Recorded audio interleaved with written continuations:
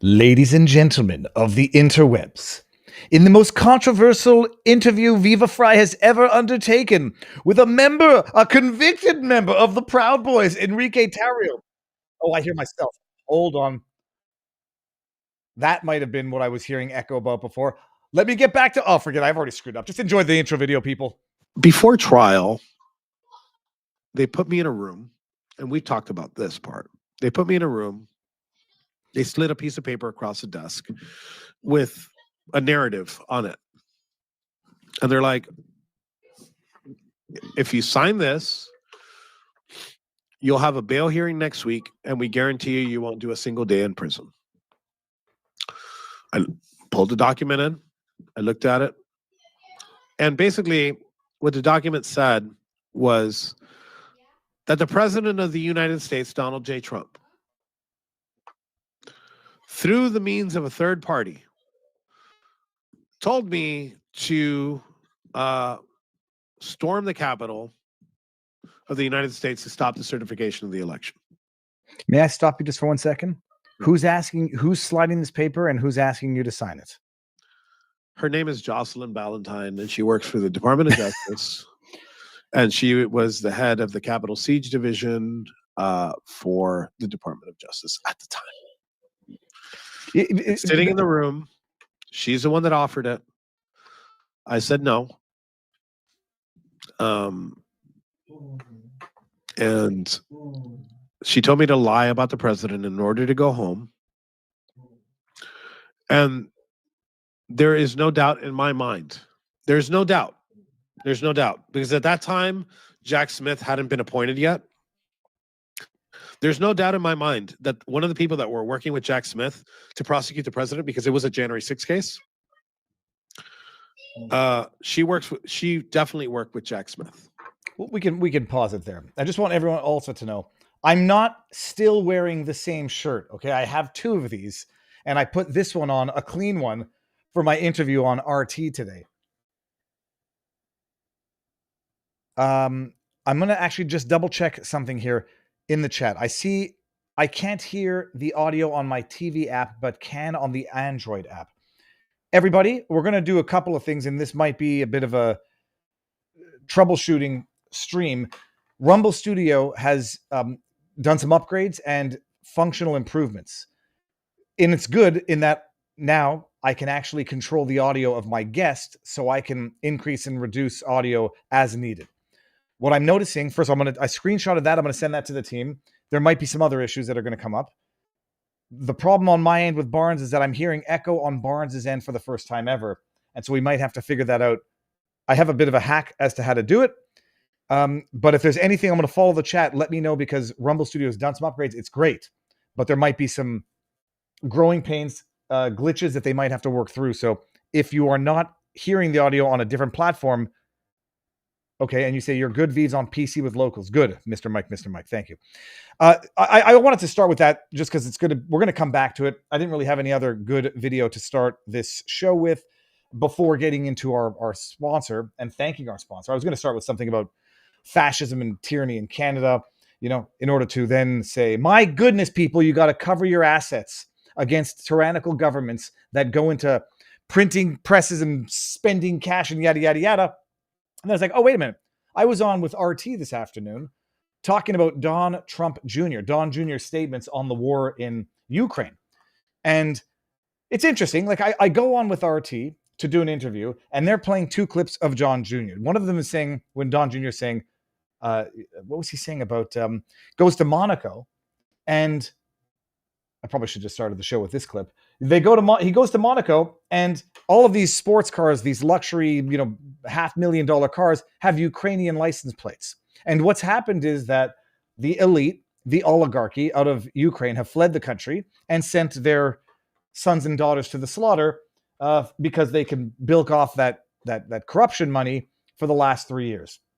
So they're playing this on RT, and I can appreciate RT might have a political interest of, on the one hand, either showing that there are diverging opinions or conflicting opinions on the war in Ukraine, or the U.S. is supporting of it, or maybe they're trying to sow discord by showing Don Jr. saying something different than the policy adopted by President Donald John Trump. Doesn't matter. Don Jr.'s right. And the Overton window has shifted so much that now Don Jr.'s statements can be mainstream statements, and they will sway and shift public opinion, which I think has already shifted to supporting this endless war. But I say, like, America's got its own people to take care of. And hundreds of billions of dollars, 30 to 70% of which is being fraudulently and corruptly siphoned off the top, has problems. Printing cash creates problems at home. And now we're going to segue into our sponsor of the evening, Gold Safe Exchange, people. I'm sort of like doing it humorously, but it's a very important thing. Fiat currency is designed to depreciate in value, and you have to protect it by buying something, an asset that will not lose its value in respect of or comparatively to fiat currency. And what do you know? Central banks, hedge funds, even politicians, they're all sitting around smiling, telling everything's good, sending your kids off to war and sending your cash off to fight foreign wars. But they are all quietly moving their money into gold and silver. Who's left holding the bag when the dollar keeps slipping because of their printing and squandering of your money? Everyday Americans. Families who work hard, save responsibly, who did everything right, and are watching their dollar purchasing power decrease with every dollar that's printed or shipped overseas. The elite know better. They know hard assets, gold and silver, are the lifeboats when the dollar takes on water. That's why they are loading up. And here's the truth. You don't need to be left behind. You can do what they're doing and protect your assets as well. That's where Gold Safe Exchange comes in. They've made it simple to secure and move part of your savings into real physical gold. Look at this. This one's holding a 1 kilo bar. That costs about $250,000, if I'm not mistaken. They make it easy so that you can move some of your hard-earned cash into gold so that it doesn't lose value with a slipping dollar. They've got absolute transparency, A+ rating from the Bureau of Better Business, price match guarantee so you always know you're getting the best deal. The elites have made their move. Don't let them leave you with a worthless bag of paper filled with fiat currency. Take control, protect your savings, get hard-ass gold and silver. And if you go to Gold Safe Exchange, they'll provide you with an additional $1,500 in free gold and silver with qualifying purchases. Gold Safe Exchange, people.com/Viva. Promo code Viva. Get you potential $1,500 with your purchase, but go do it and cover your ass and cover your assets. All right, Robert, sir, let's see if we're going to troubleshoot right now. Link is in the description, everybody, and thank you, Gold Safe Exchange. Let's bring Robert in and see if we're going to hear that echo that I thought I was hearing before. And we have Tim Walls going. You see, no, I hear it. I'm going to see. Okay, I'm going to figure it out. Bring your face in, Robert. Everyone else, you guys hear a bit of an echo? Oh, and now you look. Are you on the wrong camera, Robert? No, I was gotta. All right, let me see. Everybody, let me know if you hear a bit of an echo, or if the echo is too annoying. You know, there's an echo cancellation on your side too. Who said that? If you go to the audio controls, Go to audio. and then that little button, audio settings button on the right, top right. Really? Echo cancellation. Let me see if that works. Robert, let me see if I can hear you. How about now? Holy sweet merciful goodness. Testify, people. That's how good this is. I'm going to keep my volume a little bit lower, but that is much better. Oh, that's amazing. Okay. Did he Sweet. change anything on his end? I think we figured it out. Period. We'll text you after the show. Oh, that's perfect. It's not perfect, but you know what? No, it's not perfect. I'm going to lower my volume when I ask my questions, Robert. Robert, sir, how goes the battle? Good. As the shirt declares. I'm going to. People might like it better because I'll be less prone to interrupting you, Robert, when you're talking. But we're going to get into a bunch of stuff. What do we have on the menu for tonight? And we're starting with the arrest of the pipe bomber. Indeed, we got the number one topic was the Brooke Jackson topic. Was down at the Fifth Circuit Court of Appeals this past week, so we give the behind the scenes on Brooke Jackson versus Pfizer, what that was like before the appellate court. We also have the pipe bomber suspect, and whether that's a very credible claim or not. We got on SCOTUS, we got redistricting. We have the Texas case went kind of as predicted. That likely means where the California case is going as well. Executive branch power and birthright citizenship.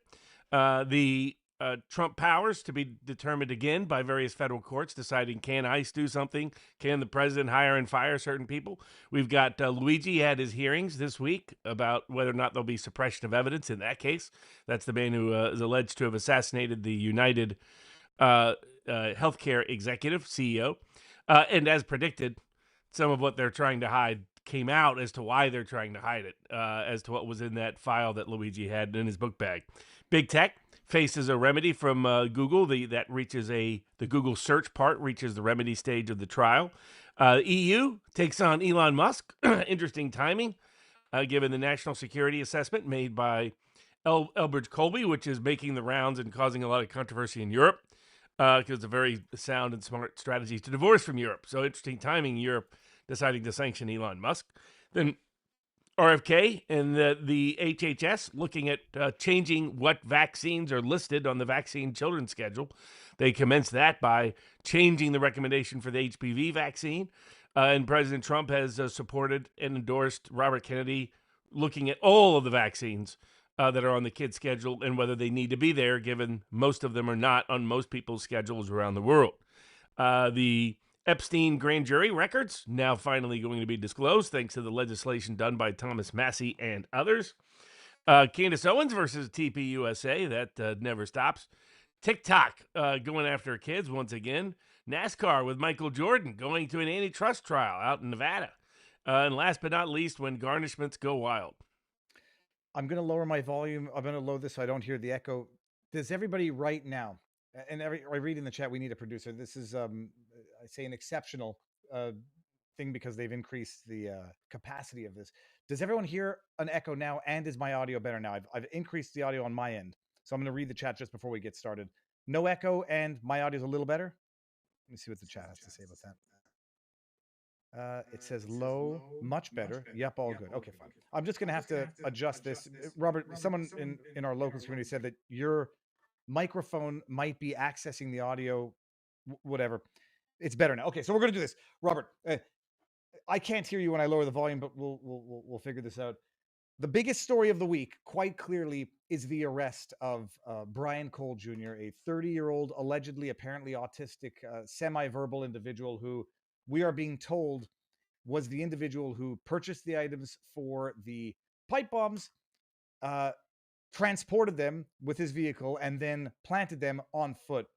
Whether or not this pans out, if he please or whatever, I went through the affidavit. I'm curious to know your thoughts on this. You have a lot more experience than I do. What are your thoughts on the affidavit in terms of the specificity or lack thereof, the plausibility of the explanation being given that this evidence, there was no new tips, no new evidence. This was just re-examining or revisiting evidence that they already had.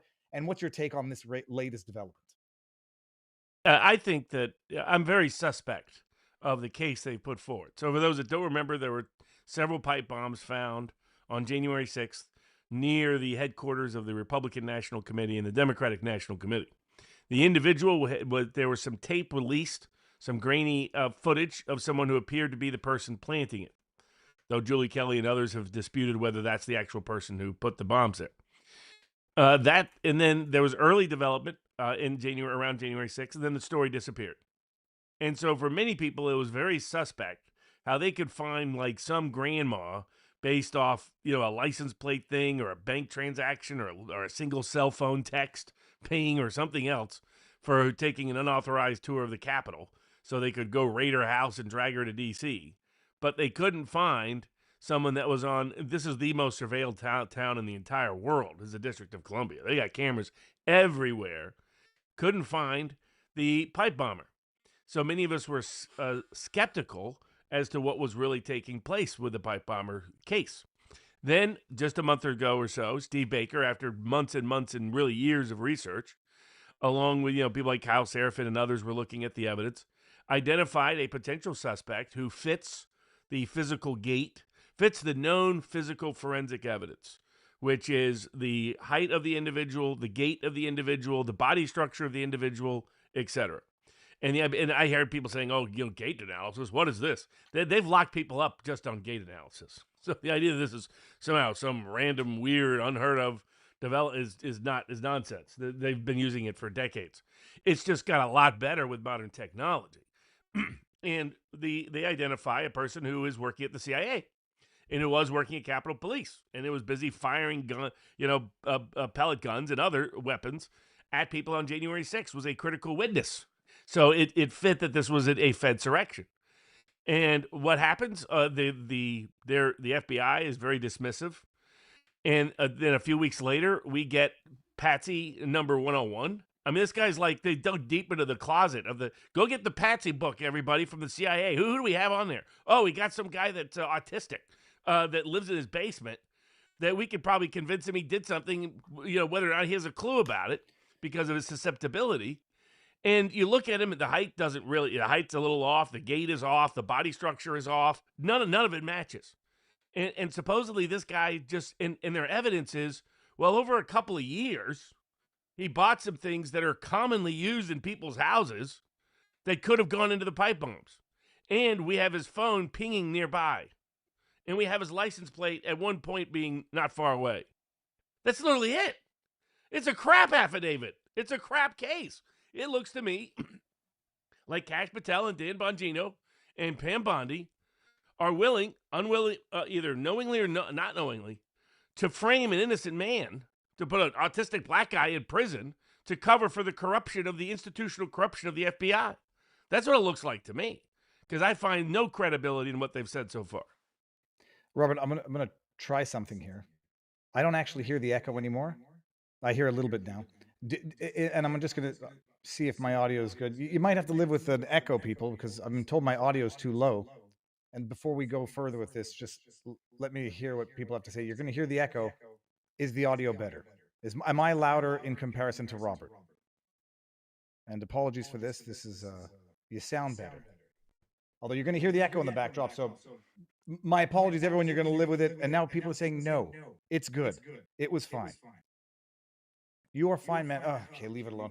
I'll just close this down so you don't hear the echo. Robert, people are criticizing the gait analysis, and they're saying, it's nothing and it's irrelevant and whatever. Except they, then the articles go on to say how this guy has a similar gait because he's got a weird way of walking, allegedly. I think this thing blows up. I think I don't believe either it blows up or it turns out that this guy was in fact working in collaboration with Capitol Police, which might be a way to merge and marry and, have these two stories work together. He was groomed. He was, in fact, the FBI had found him online a little while ago, found a good, not patsy, but someone to use for the purposes of this project, and that he might have been purchasing the items with an instruction list and then putting it together and then giving it to somebody else. In the affidavit, when they don't disclose or they don't specify what else he purchased at the same time, is that, in order to be clear, is that to avoid ambiguity, or is that a little bit suspicious, or am I just thinking too much of the fact that they say he bought these items? They don't mention if it was the only items he bought, or what other items he bought at the same time. If he bought a bunch of other stuff, then it would seem a little less suspicious. Is that peculiar for the affidavit? My opinion. I mean, I agreed with Kyle Serafin that it's a very weak and thin affidavit. I get Mike Benz was saying, it's okay, but Mike Benz is not a law enforcement guy. So, but Mike Ben's experiences in State Department, other areas, does great work in that area, but law enforcement is not his thing. Now, what's true is most judges don't second guess any kind of warrant these days. So I get that, the probable cause affidavit, because this was not presented to a grand jury. There's a lot of things I don't get. Why did they rush? Why wasn't there a search warrant done first? Why wasn't there more of an investigation done first? There's open questions here that I have not heard compelling or convincing answers for.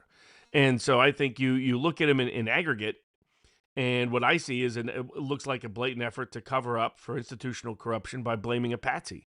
And because there's all kinds of evidence that should be there that's not there. You had almost 5 years to investigate this individual.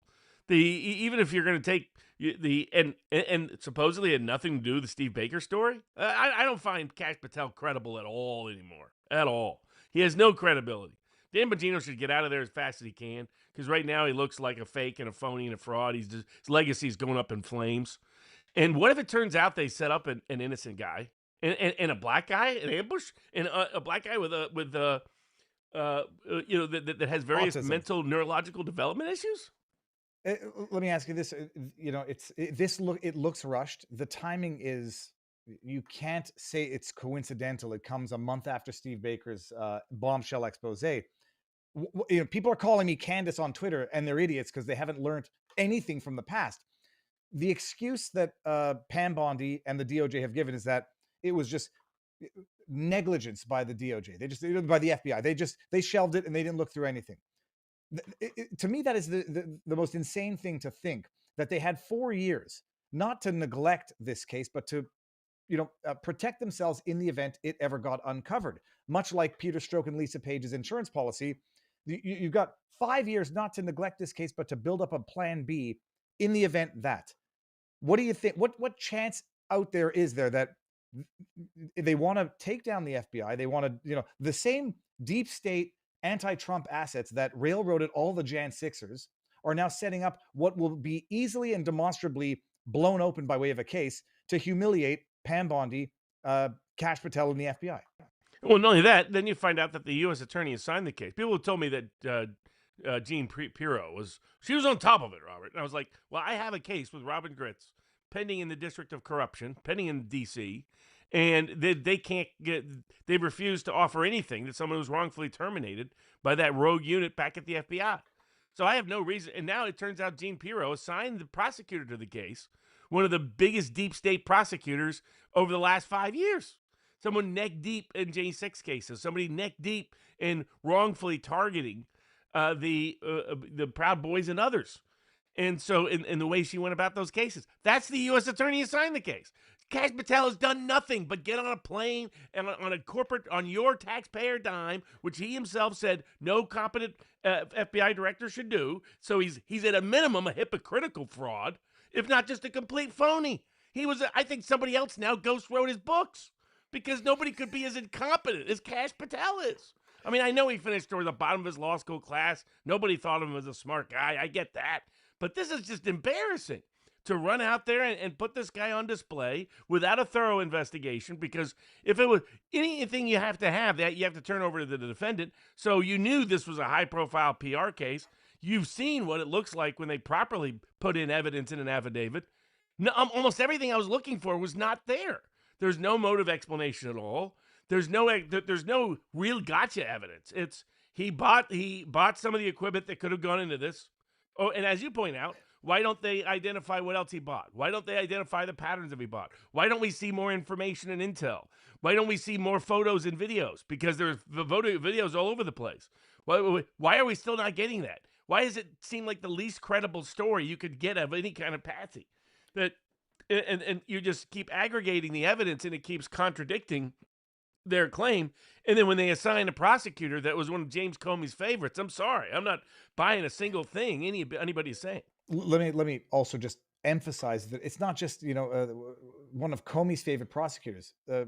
Jocelyn Ballantine, violated civil rights in the prosecution of the Jan 6s. She actually concealed evidence. They sent over a file which was supposed to be disclosure of evidence, but redacting that which was not necessary for the particular case of Enrique Tarrio and the Proud Boys. And they didn't realize that you could uncover the text messages that they had deemed irrelevant. And they were text messages involving FBI to delete exculpatory evidence, to delete evidence, to not disclose the fact that they were listening to discussions between Proud Boys and their attorneys on the confidential line in jail.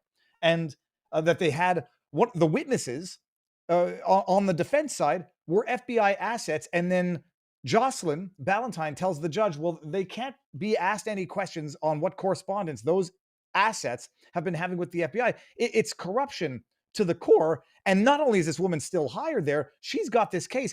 Mike Benz put out a great analysis. And, the timing of these purchases, which were like a year and a half earlier, coincide with election fortification. I'd say that Mike might just have a bit of a vested interest to ratify his own theory from back in the day that it was a black guy who was walking because of the gate that they did at the time. He thinks the affidavit is strong, and I got to respect his opinion. But yeah, it felt weak. No motive. It didn't detail the other items that he was purchasing. Some would say, well, if he bought a bunch of other household items, it'll look less suspicious. And then others are going to say, if he bought only those items, it'll look like he was being instructed on how to build this thing. The question is going to be, did he have any contact with the FBI or anybody, Capitol Police, before, during, or after? There's like no social media trail. They hadn't really scouted out the property in advance. It doesn't appear. I mean, everything about it appears to be rushed. Everything about it appears to be to try to remove suspicion on the person Steve Baker identified. and they come up with someone that's just not a very credible story. Like they have no explanation for why, none.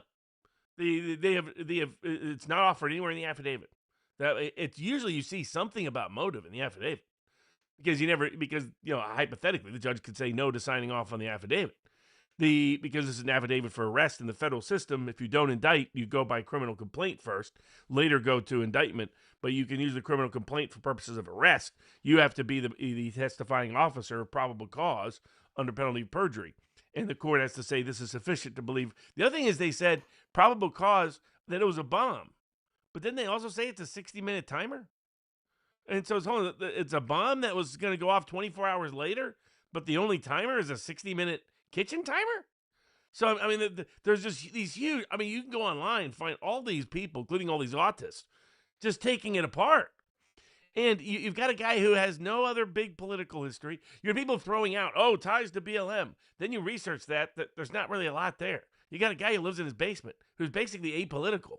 That is the kind of person, if you wanted to set up a patsy, he'd be the kind of person you could set up as a patsy. That's for sure. But they're mostly attributing things to him that his father was involved in. And his father's got his own bail bonds business. And so he's bonding out illegal immigrants. Well, so do a good number of bail bondsmen. I mean, that doesn't tell me a whole lot at all. So they have no explanation, and that still doesn't explain why he would plant pipe bombs on January 6th. It was everything pointed to an inside job. And the FBI is going out of their way to say, no inside job here. Blame the guy down in the basement that was an autist that we just couldn't find for 5 years. And by the way, we got pretty much no evidence against him now. And I'm supposed to just buy this hook, line, and sinker?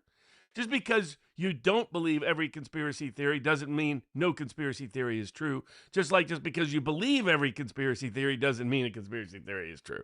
Says even with the chat, like, that's like Candace Owens. Night and day difference. If you follow the simple evidence here, the evidence is more exculpatory. And imagine if they go to trial and this guy gets acquitted.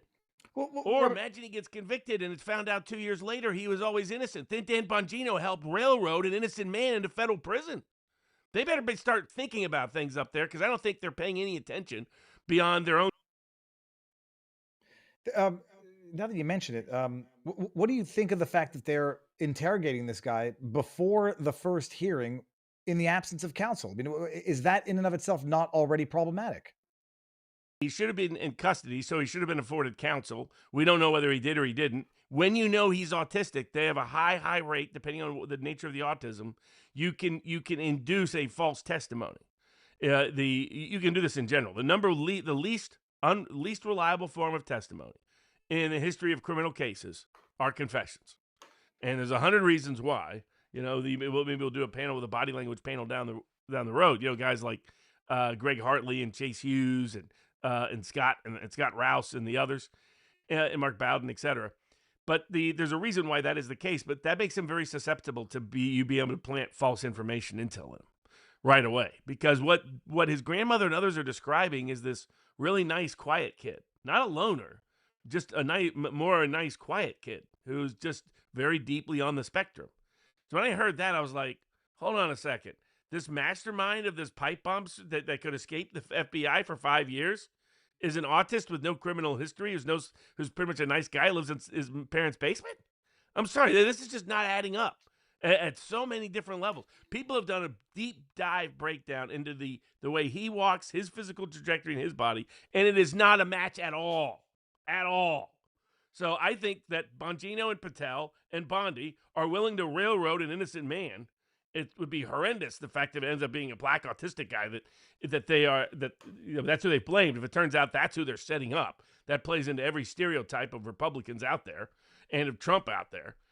This could be a disaster. This could be a complete blowback disaster. They rushed into this. It's obvious they rushed into this. They do not have sufficient evidence, in my opinion, to prove guilt beyond a reasonable doubt. And there's a lot of evidence that rebuts and refutes them. Particularly, he does not match. If they're going to say he is that guy from the camera looks like the lady that works at the CIA based on gait and physical body structure. He has a very unusual body structure. You couldn't even get a patsy that looks like the guy. Come on, you got to work harder, the patsy. They're limited by the height.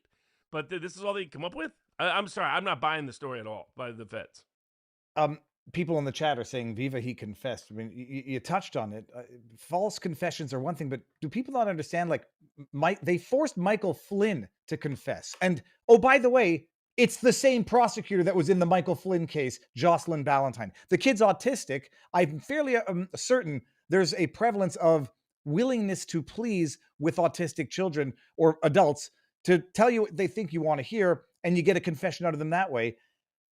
Robert, if it's going to turn out that there's other evidence that proves it wasn't him, I don't like the vehicle in different locations. They said that they pinged the license plate at one location, but didn't mention other things.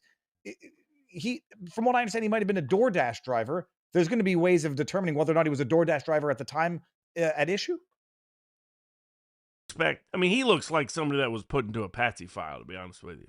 Like, in other words, you come up with 50 to 100 people like Mark Grobert and Eric Hunley have been doing on their America's Untold Stories show when Grobert is busy making sure that the Nazis aren't hiding underneath the bed.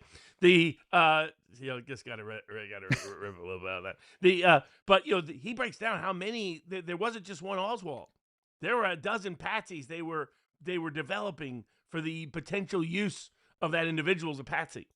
And it's almost like this guy fits that description. It's like somebody that was in there, hey, let's get our patsy book. All right, let's see who could fit the height, then who could we maybe get a false confession of. That's what it reads like. Because when I expected some really explosive testimony in the affidavit. I was like, it was one of the weakest affidavits I've ever read. It's like, this is a joke. And then you see the grandmother describing the kid, and I know people that fit that description. I'm like, that's not the kind of guy who's planting pipe bombs. And if he is, he's doing it at somebody else's instruction, has no idea what it is he's doing. But at a minimum, for them to rush to pick him up, rush to shift blame, tells me their rush was covering up what happened on January 6th, not exposing what happened on January 6th. All right, I'm just going to finish. Just so everyone fully appreciates this. Michael Flynn pleaded guilty. His plea was subsequently withdrawn. The judge, Emmett Sullivan, refused to do that, refused to acknowledge it, even when they wanted to drop the charges. Jocelyn Ballantyne was the same person in that file as in this one. Let me read a few of the chats here so that we can see if they're on point. Lucy the dog says, they, the FBI, etc., are trying to throw the case to divert attention from all their past evil deeds. Punk Rockford says, just tuned in. Have you guys heard of the state of Tennessee going after the YouTube Whistling Diesel? Never seen, the tax bill and threatening his accountant. And then say, but why did he buy materials in 2019? Was he predicting a Trump loss? Mike Benz's theory on that is that that's when deep state actors were planning a just in case Trump were to get elected. And that might have been when they started working with rogue actors on the street to create street violence to, in the event that Trump were to have won, to frustrate the counting of the Electoral College. And they were also floating the alternate slate of electors as a legal theory at that time, which they would then go on to prosecute other people for. Robert, any final thoughts on this? Yeah, I mean, I think this is not the end of that story. This is the beginning of that story. And it might blow up to be one of the biggest disasters of what has been a disastrous reign of Pam Bondi and Kash Patel at FBI and DOJ. Well, as a good segue, Robert, of disastrous Pam Bondi and DOJ, you were before the you were not before the Court of Appeal. We'll get into this, but the Brooke Jackson Key Tam whistleblower lawsuit was before the Fifth Circuit Court of Appeal. I listened to it live. I did my best not to interrupt, but we watched it live or listened to it live on Thursday. This is the Key Tam fraud lawsuit case against Pfizer that Brooke Jackson, a citizen, took for and on behalf of the government that was not taking this fraud lawsuit itself, defrauding the government because Pfizer was supposed to prepare a safe and effective vaccine that prevented the transmission of COVID-19. They did none of the three. The Biden administration, after 2.5 years, comes in, takes control of the case, and then dismisses it. You're appealing to the Fifth Circuit Court of Appeal. They had arguments. I thought the attorney for the government sounded like an arrogant, pompous jackass. I'd like to know who she is and how she got that case and whether or not she's a Biden holdover, why the hell DOJ is still pursuing this. The attorneys for the company doing the trials also sounded sketchy as hell. And Warner Mendenhall sounded great. What was your take of it based on the questions that were being asked by the judges? Yeah, so for those that don't know the background of the case, Brooke Jackson is a lifelong worker in the clinical testing of drugs and pharmaceutical space. She came on board she was very excited and very hopeful and very optimistic about a COVID vaccine. She came on board to make sure they complied with all of the various rules, regulations, and restrictions that govern clinical testing. That's not just there for no reason, as was tried to suggest by the government in the case. The reason for all of these rules is that they are necessary in order to make the judgment about whether or not a particular pharmaceutical product is safe, whether or not it is effective, and whether or not it is what it purports to be. In other words, you have therapeutics, for example, you have diagnostics, and you have vaccines. Diagnostics is a medication that's used to literally diagnose what the problem is. Another form of another form of pharmaceuticals, a therapeutic, that's meant to ameliorate the symptoms. An inoculant, a vaccine, is meant to prevent infection and transmission. So Trump in about midway through in 2020, started Operation Warp Speed, which authorized the Defense Department to go and procure a COVID vaccine that could be produced at speed and scale. And who stepped into this was Pfizer and Moderna, along with Johnson & Johnson, whose product ultimately got pulled. But the two big ones, Pfizer and Moderna, promoted a new method of getting there, which was an mRNA platform for the delivery of a vaccine. This is unlike any vaccine in history. There had never been a successful mRNA product in history. Indeed, the problem was mRNA products, if you gave too much of it, tended to cause problems and have all these side effects. So they originally went into vaccines because they thought it would be a one-off. Except the nature of a coronavirus requires you to get constant new vaccines because the virus mutates over and over again. So there are all kinds of critics, Dr. McCullough, others, pointed out, there's Dr. Weinstein, others, that said, look, there's risks of what's called a leaky vaccine. And what happens is you put out a vaccine in the middle of a pandemic, the virus adjusts in such a way that it becomes more dangerous rather than less, and less responsive to a vaccine rather than more. And so all of these concerns are out there. Brooke Jackson steps in. She sees what's happening at the Ventavia, which was hired to do the clinical test by Pfizer. And this is all over different locations in Texas. She's there, and they're not following any of the governing rules that are necessary to determine whether something is safe, to determine whether something is effective, to determine whether something can prevent COVID-19. And what the contract they had signed with the Federal Defense Department, both Pfizer and Moderna, was that they would deliver at speed and scale in exchange for billions and billions of dollars and a guarantee of legal immunity for any injuries their products cause. So this was one of the sweetest deals in the history of Big Pharma. You get a product that has a guaranteed built-in budget because it's being mandated on people, and it's from this federal government that can just keep writing checks for forever, it seems these days. And then second, you get complete immunity so that no one can sue you if it turns out your product is crap. This created all kinds of dangerous, distorted disincentives for an actual safe, effective drug.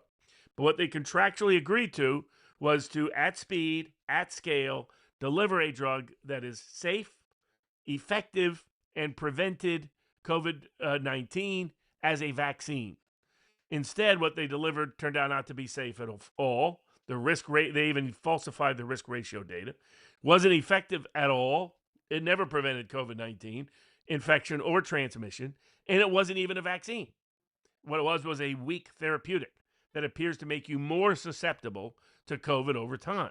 The more COVID shots you get, the more likely you will get COVID. Just the opposite of what they guaranteed to the American people in the big billion-dollar contract. She sees that all the testing mechanisms in place are not being used. They're not blinding people like they need to. And what blinding, not like blinding this way, but blinding so that nobody knows who's got the real thing and who's got something that's the prophylactic in order to assess accuracy and not have that bias the processes. They had people's medical records plastered on the wall so that a janitor could see it. They had people literally rolling in the alley, rolling in the hallways because that were suffering adverse events that they were not paying attention to or monitoring. They were doctoring all of the data. So she realized this is a disaster. Goes to her bosses. They say, oh, you got to talk to the higher-ups. The higher-ups, she goes to them, and they say, this is systematic. This is everywhere. This is where all the labs are going. We have no choice. We're in a rush. This is the golden opportunity. This is what we got to do. And she's like, this is wrong. So she goes up to Pfizer. And then the Pfizer's not doing anything. So she takes photos, takes evidence, shows them she has the evidence. They panic momentarily and they say, well, they're going to do something about it. They'll shut down the testing. They'll get everything fixed. And then she figures out they're not going to slow down the testing. So doing her legal duty, contacts the FDA. And the FDA, somebody in the FDA leaked to Pfizer that she contacted him because later that same day, she's summarily fired. So no, that was one of the things that they mentioned during oral arguments, that she was fired 6 hours later, and they said it was for other reasons.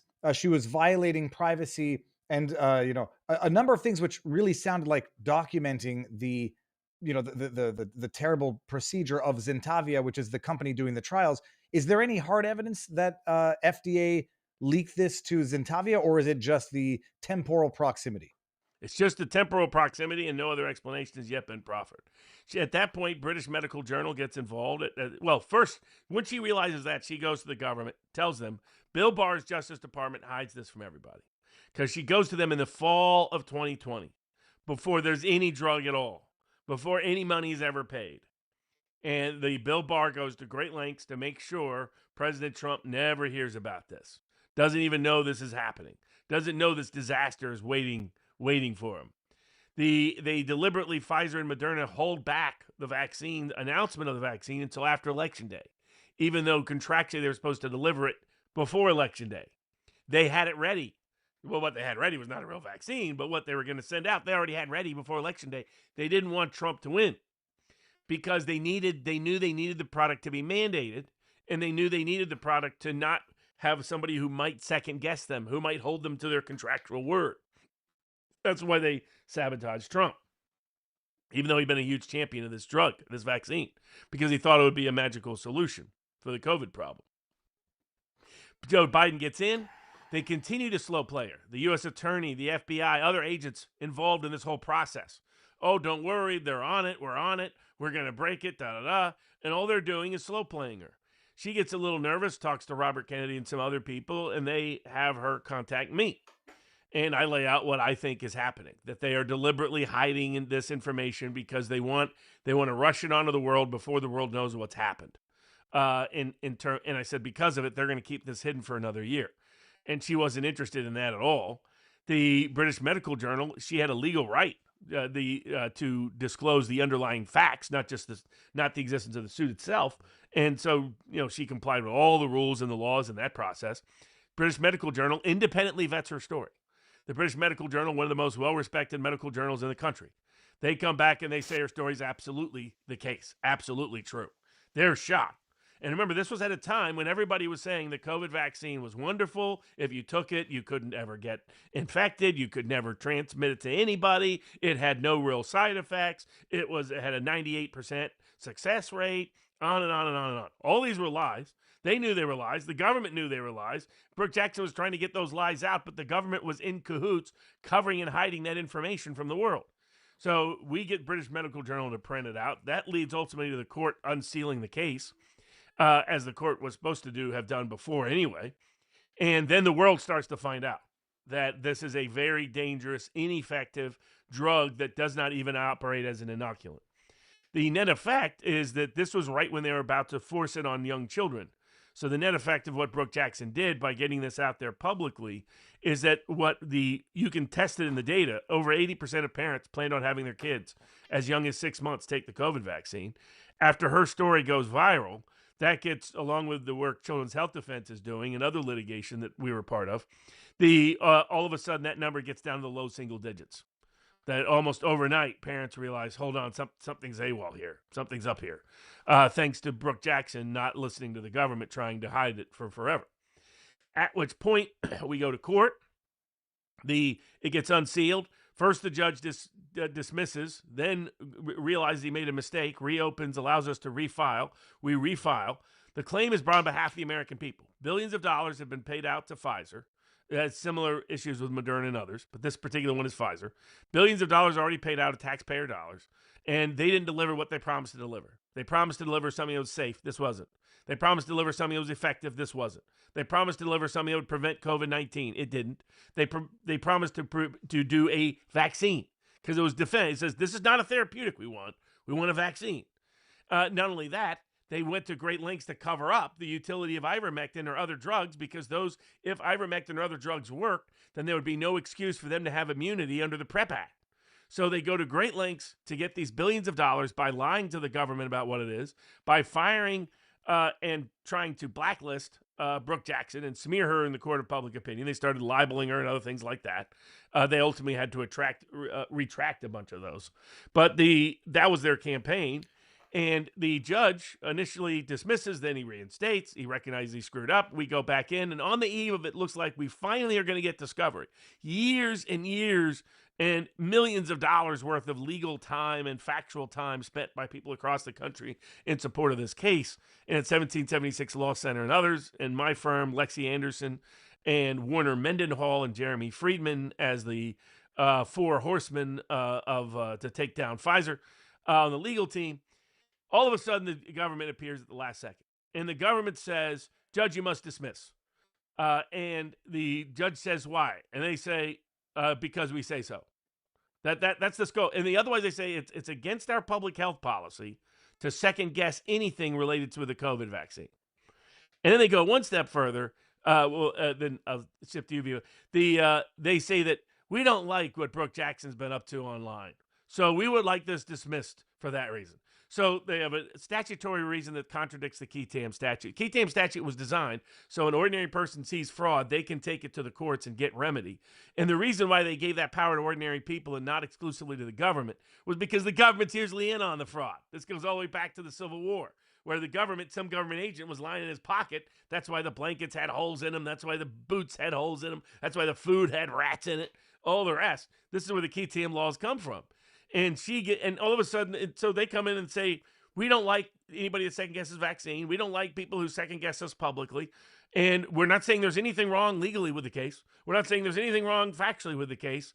We're saying we're the government and we demand you dismiss. That's the grounds upon which the judge dismissed. No judge had dismissed on those grounds at any time before in American legal history. So we take it up to the Fifth Circuit Court of Appeals, where we had the oral argument this past week. So that was one of the questions that I had is there's timeframes within which the government can take over the case to dismiss it. They waited 2.5 years. And by the time they did it, the principle of good cause needed to be shown from what I understood.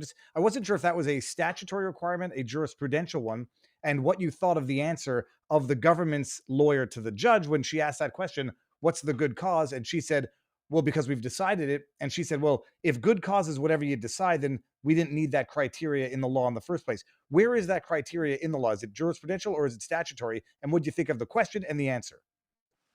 So the Ketam laws are designed so you as an individual get to file it, bring it to the government. And the government initially keeps it under seal just in case they want to go to a criminal case or something else to not tip off the defendant. It's not about hiding criminality from the world, which is how the government has now chosen to often use the sealed provision. So everything it gets filed, it gets sealed with the court, so nobody knows it even exists. And they increasingly, while that's supposed to be used to not tip off a defendant, so they don't hide and destroy evidence. In fact, it's used to cover up for the defendant, so that nobody in the world knows that the scan even exists. It's a complete misuse and abuse of how that part's supposed to work. The second part is they then have a period of time, about 90 days typically, to choose whether to file the case on their own behalf or whether to let the individual, what's called the relator, the whistleblower, bring the case on their own behalf. And in this case, they kept extending that. If for good cause, you can extend that.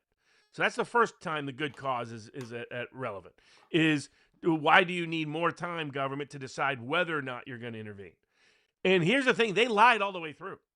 Because they kept saying they were doing detailed investigation. I've seen no evidence they ever did any. So they kept just going back to the judge and lying and saying, we're so deep in this investigation, judge, we need another 90 days when they weren't doing any investigation. They were lying all the way from the get-go. Bill Barr's Justice Department, then Joe Biden's Justice Department.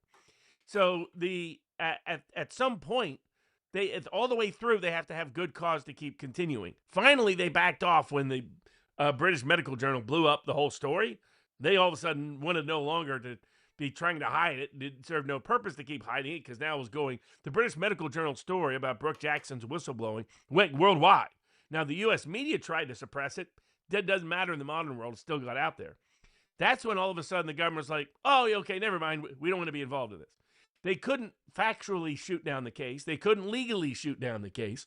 So they just withdrew and figured if us against Pfizer and Ventavia, I think they had like a dozen lawyers there at one point, that was going to be a resource mismatch and that we wouldn't be able to withstand it.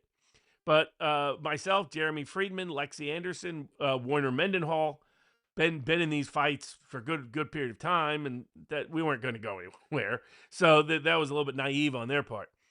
So we keep battling. And at that point, for the government to come back in, it's under both the federal Ketam statute and under the federal rules of civil procedure, Rule 41 and others, that it requires them to show good cause to intervene in the first place because they're not a party to the case. We are representing the U.S. government, but through Brooke Jackson, but they are not a legal party to the case, the U.S. government. So under the federal rules, anytime you're not part of a case, to be able to be allowed to become part of that case, you have to have good cause. In the Ketam instance, they were part of the case from the get-go until they withdrew. But once they withdrew, then they needed good cause to reappear. And the other reason why they're used to lawyers giving up once they don't take up the cause is 95% of Ketam lawyers only want the government to take the case because they know when the government doesn't take the case, it's very hard, it's very costly, it's very expensive. And a lot of your Ketam lawyers are bums, they're big talkers, but they don't do much. They're terrified of having to go to a trial like this. We were not, but they just misread that. But so the government at the last minute realizes that we are likely going to survive all these motions to dismiss by Pfizer and Ventavia. And literally, it was like a week or two before the hearing is when the government shows up. But they had to first file a motion to intervene before they could file a motion to dismiss. They had to file a motion to intervene and say, here's our good cause. And instead, what they said is their good cause. So that's under federal law, under the statute, the Ketam statute, and under the federal rules of civil procedure. They came in and tried to reinterpret everything so they can do whatever they want whenever they want. Okay. So when the judge asks the question and the answer is, well, good cause is whatever we say it is when we decide to, it gives you optimism that the Court of Appeal is going to come down on the right side? So now so that's the legal backdrop of how we got to the Fifth Circuit Court of Appeals last week. Then they have the political issues and then the issues that happened the week of. Political issues are that Robert Kennedy's position is exactly the opposite of Biden's administration's issues on the COVID vaccines and vaccines in general. That means the only factual basis they ever cited, which was that it is against the public health policy of the U.S. government to second-guess COVID vaccines, is no longer the official public health policy of the United States government. And so, in addition, there was every reason to believe that President Trump, given the coalition, Maha coalition he was elected with, Tulsi Gabbard, Robert Kennedy, J.D. Vance, others, was going to end all of these vaccine mandates, reverse the impact of all these vaccine mandates, and allow this case to actually be pursued. And then instead, if Matt Gaetz had been made Attorney General, I have no doubt that would have happened. Instead, Pam Bondi is made Attorney General. The people of the Civil Appellate Division, including Yakov Roth, they all have big pharma ties. And particularly disturbingly, Pam Bondi was paid hundreds of thousands of dollars for Pfizer during the COVID time period. So you're like, well, hold on a second. What's going on here? And add to your earlier question, yes, the attorney working the case is the same attorney that's been working the case. So the Biden-era attorneys are still working the Brooke Jackson case and still pursuing it as if no change in administration had ever happened. And in fact, that was one of the questions that was asked by the judges. It was like, why can't they change their mind? Why couldn't the government at some future point? Because one of the issues is, should the government have been allowed to intervene in the first place? If not, then the motion to dismiss never should have been heard. The second is, even if they should have been allowed to intervene, should the dismissal have been allowed? And third, even if dismissal should have been allowed, should it have been with prejudice? Meaning we can't refile. We can't sue on these facts ever again. And for those people out there that don't recognize it, this is the only case that has any realistic chance of COVID accountability. The only case that has any realistic chance of getting real funds into the vaccine injured. Because Brooke Jackson's already agreed to assign all of it to, outside of what she would get for her being fired, but basically all the COVID KETAM funds to be assigned to help people recover from injury. So that would be a huge amount of money to the vaccine injury court to be able to help, at least at some level, all the people that have been maimed and murdered by this drug. So this case is huge. If we're going to have any COVID accountability, we're going to have any remedy for the vaccine injured, any aspect, and if KETAM law is going to be meaningfully enforceable so we can do something about fraud. If the government's in on the fraud and can shut it down because of that reason, then KETAM law is a dead law. And we're like Zelensky's government in Ukraine. Everywhere you turn, there's another corrupt corner. And so that's why the case is so consequential. The day of the oral argument, they have on their side the government and Ventavia, the company that directly hired her, that was working for Pfizer, that we have a retaliation claim for. Once we knew the panel, one advantage and one thing I recommend for young lawyers out there is some courts you'll find out the panel way in advance. Sometimes you won't find out till the morning of. But sometimes you'll find the day before, week before, sometimes 2 weeks before. And then you can research the whole panel. And you can in this case, like the Fifth Circuit has YouTube videos they put up of oral arguments later. You can watch their tone and tenor in oral argument. You can look at their legal history. You can look at their career history. You can look at their philosophical orientation. You can find quotes that are applicable or useful. But you also knew who would be best suited for that particular panel. And so Warner Mendenhall has been doing this work for a very, very long time, very skilled, but comes from a Democratic labor or roots. So if we got a panel that was more of a certain kind of panel, then he would be a better suited person. My inclination would be a bit more flame throwing, I suppose. And so that would be a different panel. We got a panel of a bunch of judges who had blue collar backgrounds in their families, had conservative philosophical orientations. These two of these three judges were the ones that told the FDA they had no business telling people about not using ivermectin. Two of them have been very good on issues related to KETAM cases. They've also been good at second guessing the public health authority. They were part of overturning the first Biden era vaccine mandate. So once we knew we had that kind of crowd, knew that somebody that was sort of more delicate, diplomatic, if you will, like Warner would take lead. Warner would do the first 15 minutes. I would do the last 5 minutes. And the government would do their 15 minutes and then Ventavia his 5 minutes. On the way there, God didn't want me to get there, I don't think, because I got to the airport at 8 a.m. Supposed to get to New Orleans at noon. I got to New Orleans at midnight. And then I wake up dead sick. Warner was also already sick. So the question was, which one of us sick people try to get up there and go through it? And because Warner is much more diplomatic than me, I figured it'd be better for Warner, given that I thought we had a fighting shot with this panel. And in front of recent courts, my patience has been diminishing of late. So I gotta. It's not always easy to sit there and keep your mouth shut when you hear stupid crap from the bench. So I didn't think we would hear that from this particular panel, but I knew that if I did, how exactly I would respond it'd be better if Warner was there, especially if I was in bad health already, which I was that morning. So Warner gets up there, and one other cue for people out there, if you're trying to read the tea leaves of oral argument, this isn't always true at the Supreme Court level, but it is true at every other court level. They've done testing. 85% of the time, whichever lawyer gets more questions loses. So I've found this fascinating. So I even started listening to old oral arguments in order. Like people ask me, how do you prepare to be an appellate advocate? I recommend just go and find really good oral arguments, really good. See put yourself in their position and say, okay, if I got that question, how would I have responded? You always respond in your head much better than you do in the moment. That's just the nature of life. But it's a good way to learn. And this hearing was good. Well, they got a lot more questions than we did, and they clearly got the issues. That, if the government can shut down this case, of all cases, for these reasons, of all reasons, then we have KETAM law is dead in America, fraud law is dead in America, and there'll never be accountability for COVID. And so these judges know that. Now, what they're up against is the powerful governmental establishment that says if we tell you to do something, you do it.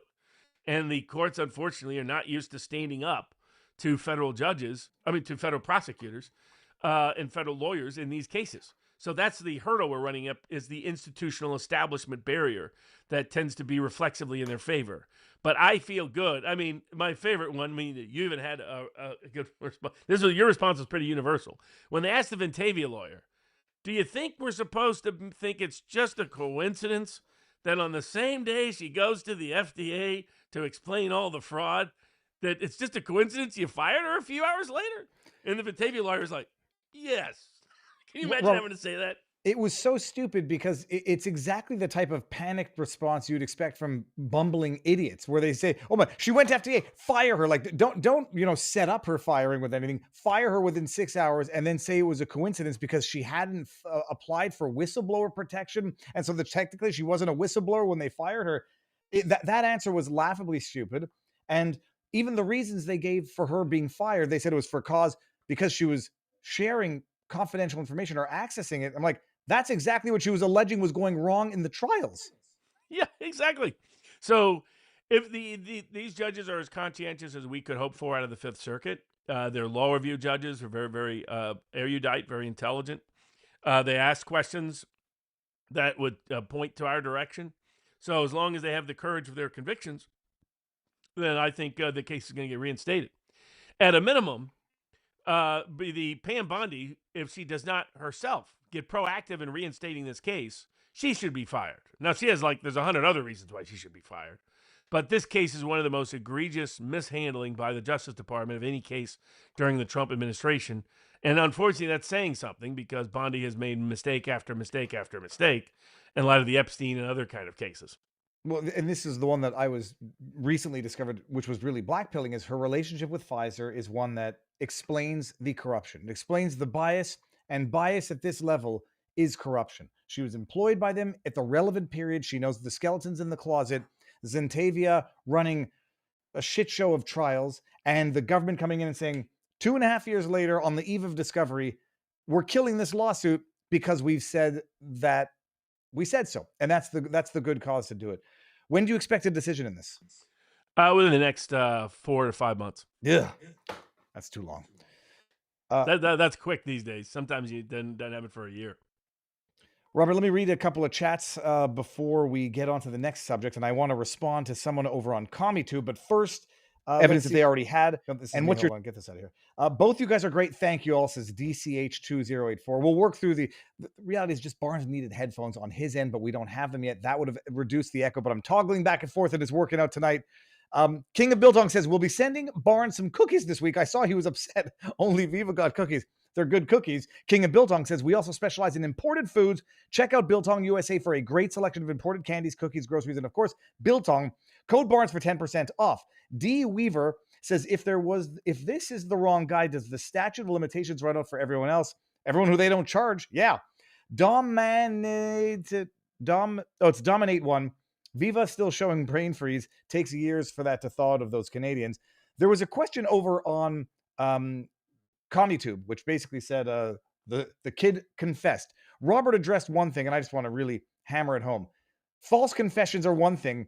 Coerced confessions are another. And for anybody who forgot what happened in the Michael Flynn case, Michael Flynn was coerced into pleading guilty because they threatened to go after his son. He moved to revoke or retract his confession later on. And you know who the prosecutor was in that case? The same Jocelyn Ballantyne. So they're good. The confessions are not infallible, but I digress. Robert, what do we move on to now? So, as we predicted, we had some big wins in SCOTUS this week. That was the next most favored topic at the VivaBarnesLaw.locals.com board. So we got redistricting, we've got executive power, and we've got birthright citizenship. They're going to take up the case. They did take up the case to finally decide whether birthright citizenship is constitutionally consecrated or not. Well, the birthright citizenship debate, we had on John Eastman, and I say it doesn't happen often, but John Eastman convinced me of his position, where Barnes had provided a compelling position to support his own. So the birthright citizenship is whether or not what being under the jurisdiction of these United States of America means for the purposes of having a child that is a U.S. citizen.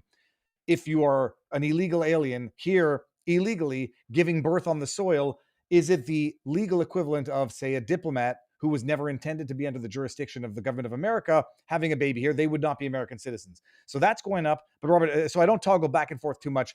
Birthright citizenship is going up. There's been no oral arguments yet. When are those, and what are the two bigger victories before we get into the losses at the lower level as relates to Trump's ability to kick out illegals? Yeah, so the birthright, so the judge will, the Supreme Court will decide that. They haven't set oral argument yet, but it'll be decided before June. So before June, we'll have a major decision about whether the birthright, whether if you are born within the territory of the United States physically, you are automatically granted full legal citizenship and all that entails. That will be decided by the Supreme Court because President Trump has signed an order saying no on a go-forward basis. Only those people who were born to U.S. citizens or are otherwise naturalized are U.S. citizens. So it's citizenship by ancestry rather than by territory. That will be the big question, and we'll see what they decide. The second case they decided was the Texas redistricting case. So as predicted, they were going to go in a direction that the Supreme Court's been signaling this for a little while. One, getting rid of the Voting Rights Act altogether, at least Section 2 of the Voting Rights Act, in such a way because it was basically becoming DEI for Congress, for redistricting. And third, getting courts out of all the redistricting business anyway, at least the federal courts, and saying if there's a political purpose, fine, that's for the legislature to decide. It was not a judicial power in the first place. So let's get out of the redistricting business that they've been in for 70 years, and for the better part, for sure, of the last half century. And so the Texas decision came down along those lines and said that there was clearly a political basis to do so. They didn't show a alternative map that could meet that political need, and that between those two issues, that was enough to say for the time being, Texas can go forward on its redistricting map. It noted in the decision, same logic would mean that California's map is also probably going to get upheld. So that will be kind of a wash, but there's previewing the Section 2 of the Voting Rights Act is going to go. That's going to be 10 or 12 House seats that flip back to Republicans. That flip back to Republicans in Texas, but it's going to go the other way in California. Everywhere else. So I think this decision reinstates the redistricting in Texas, but it previews that the redistricting for the Democrats in California would go through. But that other decision that's still pending, the Louisiana case we talked about, the way what they said in this decision would signal that in the Louisiana case, they're going to say no more race-based redistricting. That would take away another separate 10 or 12 House seats in Louisiana, Mississippi, Arkansas, Georgia, Alabama, South Carolina, Florida, North Carolina. So their Democrats would lose some seats, up to 12 seats that they currently have, is where I think this will all settle out. And basically, redistricting will no longer be a federal judicial activity on a go-forward basis once the Supreme Court is done issuing decisions, I think, this year. And these decisions would come into effect before 2026? Yes. Okay. What was the other win? Sorry, go ahead. Oh, no, the other win before SCOTUS. Oh, yes, indeed, the president can fire some people when he needs to fire them. Even the D.C. Circuit went along with that. The D.C. Circuit even this week said, oh, yeah, okay, maybe the elected head of the executive branch does have some constitutional power to decide who works in the executive branch. Well, okay, speaking of the powers that are being acknowledged or recognized to the president, let's speak of the ones that are at issue this week, segueing into the Venezuelan boat strikes. And Robert, you were, I say, privy. We had our Zoom call, and the audio was on the background, and Robert was hearing we have our family debates as to whether or not these are morally justified on the one hand, but legally justified on the other. And I don't think there's many people who are going to disagree or fight too hard that it's either not morally justified, but not morally reprehensible to kill drug dealers, period. The question is not whether or not you could do the same thing to drug dealers on the streets of Chicago that you can do to drug smugglers on the open international waters in the Caribbean, but morally, ethically speaking, if you know that they are definitive, conclusive drug dealers, nobody's going to shed a tear when you blow their boat out of the water. That being said, Democrats are no ordinary people, and whether or not it's illegal or impeachable is a separate issue.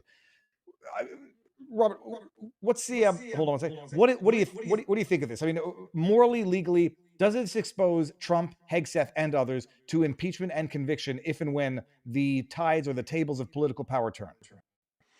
I mean, it's high. It's what we've been talking about from day one, that there was a lot of risk attendant to this. that the perception, I think, was that because so many presidents in the post-World War II era have used force abroad, including clandestine force, including overt force, in ways that have led to the injuries and death of people around the world, including non-combatants, that pretty much every president has been complicit in, that there is no consequence for Trump targeting alleged drug boats off the coast of Venezuela. My view was different, twofold. One is I've never thought what any of those presidents was doing was ever legal. To me, unless you have an imminent self-defense risk, you as a president have to go through Congress constitutionally to decide to wage war or use military force around the world. It's only in those rare emergency circumstances that you shouldn't. And I get Eisenhower didn't follow that. You could argue John Kennedy didn't even follow that. LBJ definitely didn't follow that. Nixon didn't follow that, though you at least did have the Gulf of Tonkin resolution, so you had some effort related to Vietnam. You could say Jimmy Carter did try to follow it. Ronald Reagan mostly didn't follow it. Poppy Bush definitely didn't follow it. George W. Bush definitely didn't follow it. Bill Clinton definitely didn't follow it. Barack Obama didn't follow it. And Joe Biden didn't follow it. So I get the argument that, hey, presidents have been ignoring this constitutional constraint for the better part of a century, so shouldn't Trump be allowed to do so too? That's not my position. My position is Constitution now, Constitution tomorrow, Constitution forever. But putting that argument aside, the issue that politically he puts himself up to some vulnerability. Now, this past week, it appeared they lied about Hegseth. They claimed Hegseth, after they'd hit a boat, 2 people had survived, and then Hegseth ordered him to go back and take out the other 2. Turns out that order wasn't by Hegseth. That order was by Admiral Bradley, who has now resigned, who resigned a couple of months ago. I think had some issues about this. Now, what I don't get is people who think this is, they're arguing from historical precedent. They're not arguing from good law. But it's impressive to me, the people who buy into this. Because it's just like, the simple way to think of it is, could I, if I knew a drug dealer was down the street, go down and shoot him in the head? Well, but hold on. Some people are going to say what applies in terms of domestic law is different when it comes to international law. What they're going to say is it's different when a president is doing it to protect the interests of America. Now, when Clinton bombed the aspirin factory in Sudan, we weren't at a formal declaration of war, but we were sort of more in the context of acknowledged conflict. But even then, and like you say, the fact that everyone's done it since, the inception of presidencies doesn't mean that they're not going to weaponize it to impeach Trump, whereas it would have otherwise potentially been an impeachable offense for the others. But for the argument that, well, I couldn't shoot a domestic drug dealer, is there not an argument that that's not the same law that applies on international seas? It's identical. So it's basically the same and I've long said philosophically it should be that way. To me, the individual should have more power of self-defense than the government has. But I'm never for the government having more self-defense rights than an individual. That doesn't even make sense to me, because to me the government is just an extension of the individual under our constitutional philosophical infrastructure. But the other is that legally it isn't. Legally, it's the same self-defense principles. So it's always been, if you're at imminent risk. In other words, if you couldn't do it as an individual, you can't do it as a government, whether it's domestic, whether it's foreign, whatever it is. Now, as a practical matter, within that government, people don't get prosecuted when the government does it, right? So you have the practical hurdles, but philosophically, legally, there's no difference. If I can't do it as an individual, you need to make an argument for why Trump has as it's an imminent risk to the physical safety of the U.S. of a U.S. citizen that he blow up that boat. And that blowing up that boat is proportionate, right? Like, let's say I have someone that's coming at me and wants to punch me in the face. That doesn't give me the right to stab him, right? It's only if I think he's going to kill me that I have the right to use lethal force, or it can cause me great bodily harm. And the question is whether, and then of course you have the other practical problems. One, according to a Coast Guard, 1 out of 4 boats that look like drug boats are not. That's our own U.S. Coast Guard, as Senator Rand Paul published this week. That probably suggests 1 out of 4 boats we're hitting are innocent people, or at least some are. What's the likelihood we have 100% success on these all being drug dealers? I'm still a little bit skeptical of that. And then there's further, and I think Rand Paul's trying to save Trump from himself. Trump would be better off getting approval for any strikes on Venezuela through the Congress. because then they can't come back later and say you just committed war crimes without congressional authorization and engaged in impeachable conduct. But at times, Trump and Hegseth, they're not helping themselves. When Trump says yeah, we're just going to murder him. We're just going to murder him. That's what Duarte is in a prison in Brussels right now for doing that in the Philippines. And it's like no one's telling Trump. I get the need to look macho and all that he has. That's an impeachable look, is what that is. Well, and then you add in Hegseth retweeting people. Look, I'm gonna go shoot people like it was something like a frog meme or something. But look at him, I'm taking him out. This is not a good look. It was Franklin kills some narco terrorists or something along those lines. I mean, I think the problem is that it's got the political support of his base, and I'm not faulting anybody for this. Killing drug dealers is not going to be something that anybody's going to be sympathetic to. The issue is going to be when he blows up a fishing boat or a boat carrying human traffickers with drug dealers. But Robert, the question is this: if you couldn't do it here, the government can't do it abroad. The argument is going to be, with cartel governments and criminal corrupt governments in foreign countries, there is no other alternative to the drug trade than to blow them out in open oceans, when at least you're not going to get any collateral damage, and therefore proportionate or whatever, it's the last alternative that they have. And the only other question is, if it's not going to be impeachment, this is going to be before the International Criminal Court, and the US is not going to recognize it. But what do you say to the argument that there's no alternative because the corrupt governments or the cartels are doing nothing but exacerbating this? It doesn't change the proportionality of the self-defense. And then you have the counter that our Coast Guard has been very successful interdicting drugs off the coast. So I've seen no explanation as to why these particular boats couldn't have been just taken captive. And in several cases they have. Remember one, I think it was the mini submarine or whatever they hit, but it didn't sink it. And so then they went and boarded it and they got people off. And then these people were such dangerous narco terrorists, we set them free. And we're so deeply concerned about drug problems in the United States that we're busy pardoning one of the biggest drug dealers in the history of the world, so he can go back and do it in Honduras, which is what President Trump just did.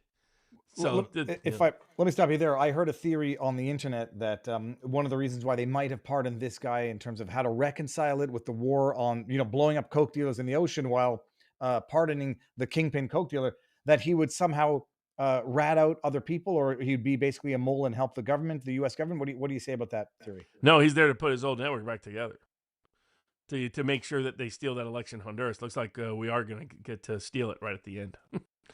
Because there was all kinds of, they were even caught on tape how they were going to do it, and then they started doing it. Basically delays between when a count took place and when it was transmitted, and then magically certain changes started happening right on the edges.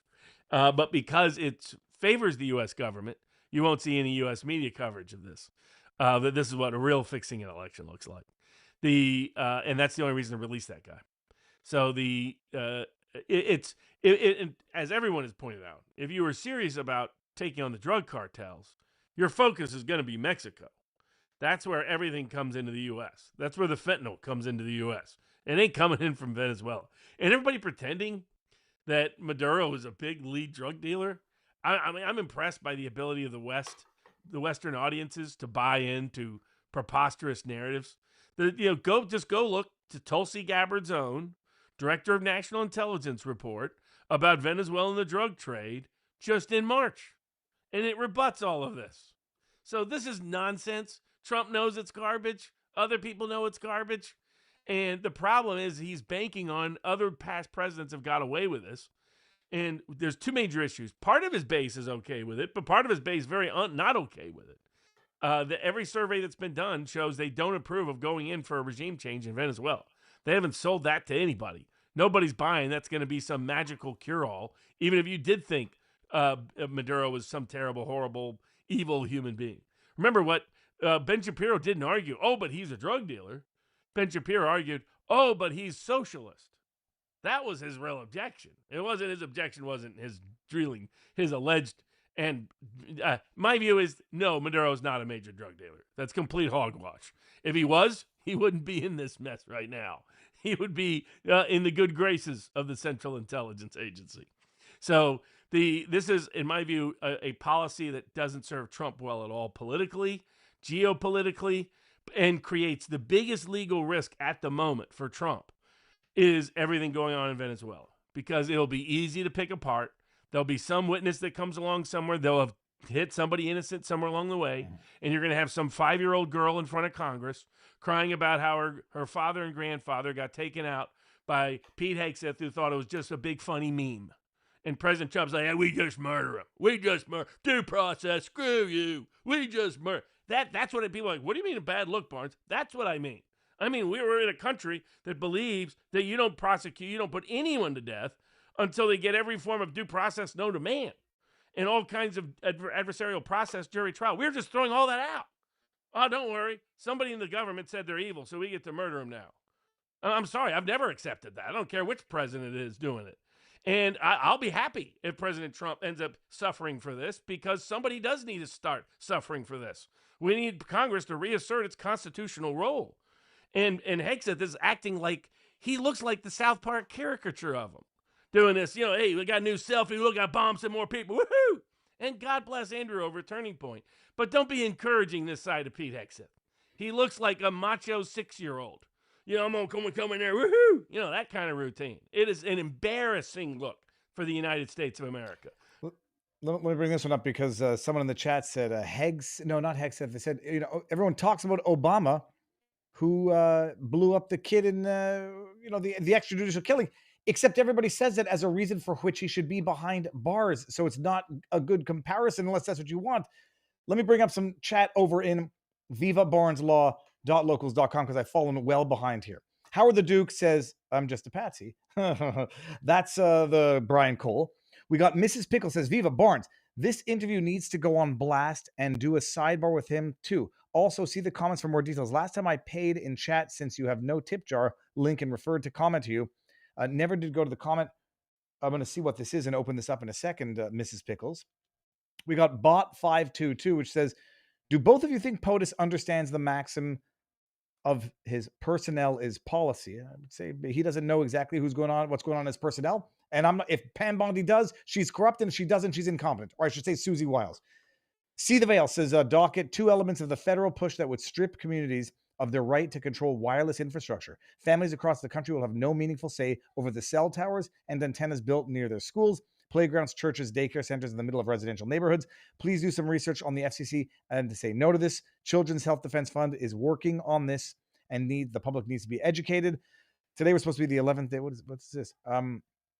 At the Pasha household today, 11th annual Let's Say Day in America at the Pasha household, but sadly I've come down with bronchitis. I can barely function, so we've had to postpone it until January. On the upside, I can function enough to watch you guys live, so maybe it's a win after all. Last one for now. See the Veil. Does anyone have $30,000 to drop into the help fund in this lawsuit to find out just how bad the racketeering, extortion, and fraud has been going on inside the education system? And I'll open that up in a bit. Robert, let me take this out, bring you back in, and what do we move on to now? So yeah, I think that covers SCOTUS. That covers Venezuela. There are some war crimes that can be, because it's the same self-defense analysis, and there's some international treaties that could be applicable. But that's where I think I get people being critical of Paul, but Paul is really giving Trump an exit ramp.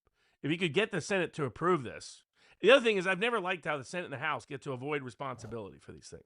They want the benefit if the war goes well, and they want none of the detriment if it goes badly. So they just never vote. Make them vote and be accountable, because that's part of our constitutional process. Next up we have Pentagon Papers Part 2. As journalists, New York Times, not happy with the new Pentagon rules. So they're suing the Pentagon, demanding special access. I will say some of the people like Brandon Morello and others are doing a really conscientious job. They've been willing to stand up to him. There's some other people up there that look like the joke that, their critics were making fun of. Like, oh, you're so amazing when you bombed Iran. Can you tell us how wonderful it will be when you bomb this nation? That kind of thing. Well, Robert, I don't know if you saw Laura Loomer's question on the designation of the Muslim Brotherhood as a terrorist organization and saying how's that going to interfere or affect your relationship with Qatar, because they fund terrorist organizations. Even Loomer is asking a mildly decent question to the administration, holding them to account, because she's got a thing against Islamic terrorists, as most people should, but has also never liked the relationship between America and Qatar. But go on with the Pentagon Papers. So yeah, so they're filing suit because they're alleging that the new rules, essentially, the Pentagon was trying to get a hold of making sure people didn't disclose classified or national security information because they would just wander around the whole Pentagon. So I agreed with getting rid of them, and I've long favored them doing more direct access and having podcasters and those kind of people be the ones in the room. I'm all for that. I remember there was one who got fired in Europe because he asked the EU leaders.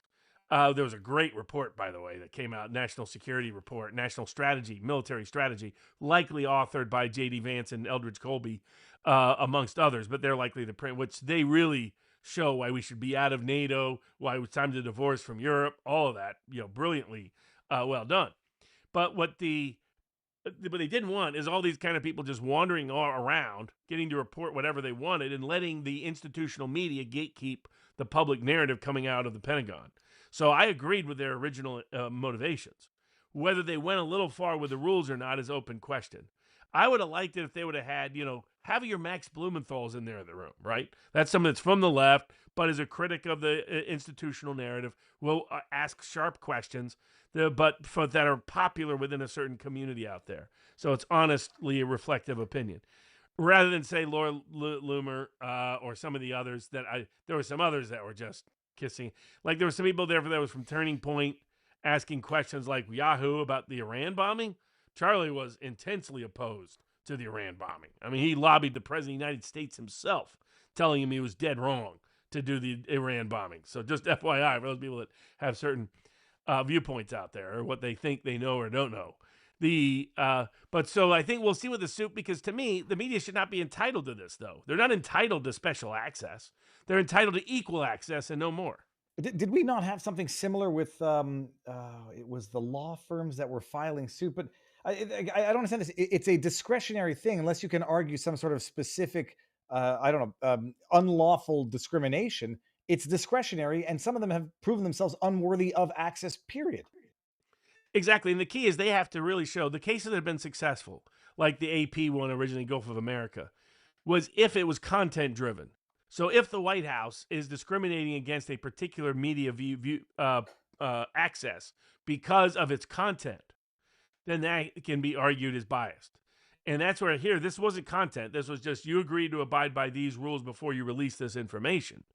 And then you will have access to the Pentagon. Otherwise, you won't have physical access to the Pentagon. Still have visual access to like Zoom press conferences and all that. But so in order for the New York Times to win, they're going to have to show that somehow these are content-driven rules when they're really not. They're universal rules that are about time, place, and manner to a large degree. There's a content of what can be disclosed, but that's simply confidentiality rules, national security rules, classification rules, it's not political viewpoint based. Sorry, Robert, I got distracted for a second because I was looking for the bell. Because Miss Sargent, I don't want to miss it. Welcome to the channel. This is the Ginger Ninja bullet bell of ringing in a new subscriber. And Robert, we still have a discount going on, right? Until the end of the month, it's all caps Christmas to get a discount on vivabarneslaw.locals.com. For less than a cup of coffee and a single day, you get a whole month of vivabarneslaw.locals.com, half off the annualized monthly price. Just put in all caps, discount code Christmas, my father's favorite time of the year, and you can get all the 80 plus Hush Hush library. You can get the 25 plus Barnes Law School library. You can get the 300 plus Viva Barnes Law podcast library. You can get the 150 plus Bourbon with Barnes library. And you get ongoing access to a great community. You get Barnes briefs every week, sometimes multiple times a week, with all kinds of content, constitutional master classes, you name it, all there at vivabarneslaw.locals.com. You can ask me questions whenever we do bourbons each night, for as little as basically a dollar. And so not many lawyers you get to hire for $1. So outside of maybe the Rainmaker.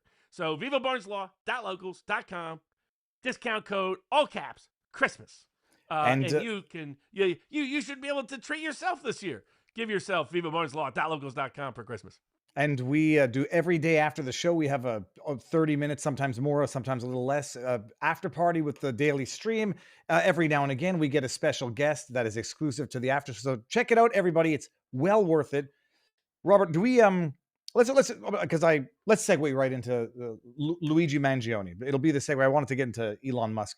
Luigi is now having the evidentiary hearing in terms of whether or not they dismiss some of the evidence that they allegedly obtained unlawfully when they spot Luigi Mangione at a McDonald's. The cops testifying say, oh, yeah, we saw him. We knew it was immediately the suspect of the shooting. We approach him. We end up searching his backpack because we think he might have had an explosive or something. And that's where they find the manifesto, the 3D printed suppressor, the firearm. And if they successfully, if the defense successfully shows that that they obtained that evidence in violation of the law, the case goes out the window. What's your take on the testimony that we've heard thus far? Yeah, so the people ask, this is Viva asking how are things going. Me saying good. One of the great memes made by our Viva Barnes Law .logos.com board. We'll have some Christmas merch up at vivafry.com and at 1776 lawcenter.com. We'll be putting up some merch for people to get to support all the good work we do there. But one of the important things is one of the shirts, one of the phrases is never in writing, always in cash. I was in the Roosevelt Hotel this past week because that's where Huey Long used to hang out upstairs, keep the D-Dug box. And the D-Dug box helped fund the political machine that got to take on successfully and defeat the Rockefellers in Louisiana. But he understood never in writing, always in cash. That's why the D-Dug box was always in cash. They never found the D-Dug box after Roosevelt had him killed. Oh, I mean, he was randomly shot by a random person. But in this instance, apparently Luigi went and wrote down. I remember we were talking last week that there must be something that he wants suppressed really bad. Well, apparently wrote down how and why he wanted to kill this guy, and how he killed him, according to what I saw. So, yeah, no wonder he wants to, yeah, we need that suppressed. Yeah, we don't need that in front of the jury. Yeah, here's why I killed him. Here's how I killed him. Here's why I'm happy I killed him. So he's got to win this, unless he gets a complete jury nullification jury, which he could get in New York City, because all these young people are like, they think they have Luigi shirts the way they used to have Che Guevara shirts. Remember Che Guevara was everywhere? The genius of that, by the way, was the Cuban photographer who took that photo of Che, and he himself was a true believer. Now, with the revolution, so he asserted no copyright on his photo, and that's why his photo became a worldwide revolutionary symbol. Now it's Luigi, but he better. Now, are you buying that the cops came in and I knew right at first I was skeptical, but then I was like, oh yeah, that's him, all right. Well, I'm just skeptical that he has. I should say this. This might be bordering on the Candace-esque conspiracy theories in that, yeah, it's starting to smell like orgy of evidence that he has a manifesto, says, I'm glad I did it. This is why I wanted to do it. But, in reality, if the kid is mentally unwell and has a vendetta against what he thinks is a righteous war, he'd have no problem in doing it. It's plausible. All evidence seems to point to him. I would like to see the strongest evidence connecting the person in the video to him, but it's a very believable, and by all accounts, the evidence stands that he did it. Yeah. Oh, yeah. No doubt. I mean, this was very damning evidence. So he needs to win some part of this, or he's got to get pure jury nullification. Come jury trial time. You know what? There's a little bit of self-preservation, even among the most activists of juries, that they don't want to be, they don't want to legitimize themselves potentially being summarily executed because of someone else's purportedly righteous battle. But I think some of these young kids, they're ready to see. They have the same approach to United Healthcare that some conservatives do to the people Trump is bombing.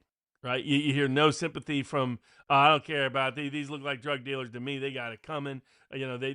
Somebody remembers a cousin or somebody or a mother or a family member or a friend who died from drug addiction, and so that's the way they feel about United Healthcare. They see United Healthcare as worse than El Chapo. By the way, that's who set up the whole Honduran operation. That was actually the Honduran president didn't set that up. El Chapo set that up. That's why the Democrats took out the OG crime community in Chicago, which I actually predicted for them about 30 years ago. That's a long story about how that came about. It will be interesting. I wasn't quite buying parts of the story, but I thought the evidence they presented a fig leaf. If the judge wants to keep all the evidence in, the cops gave them. Here's how the judge will say.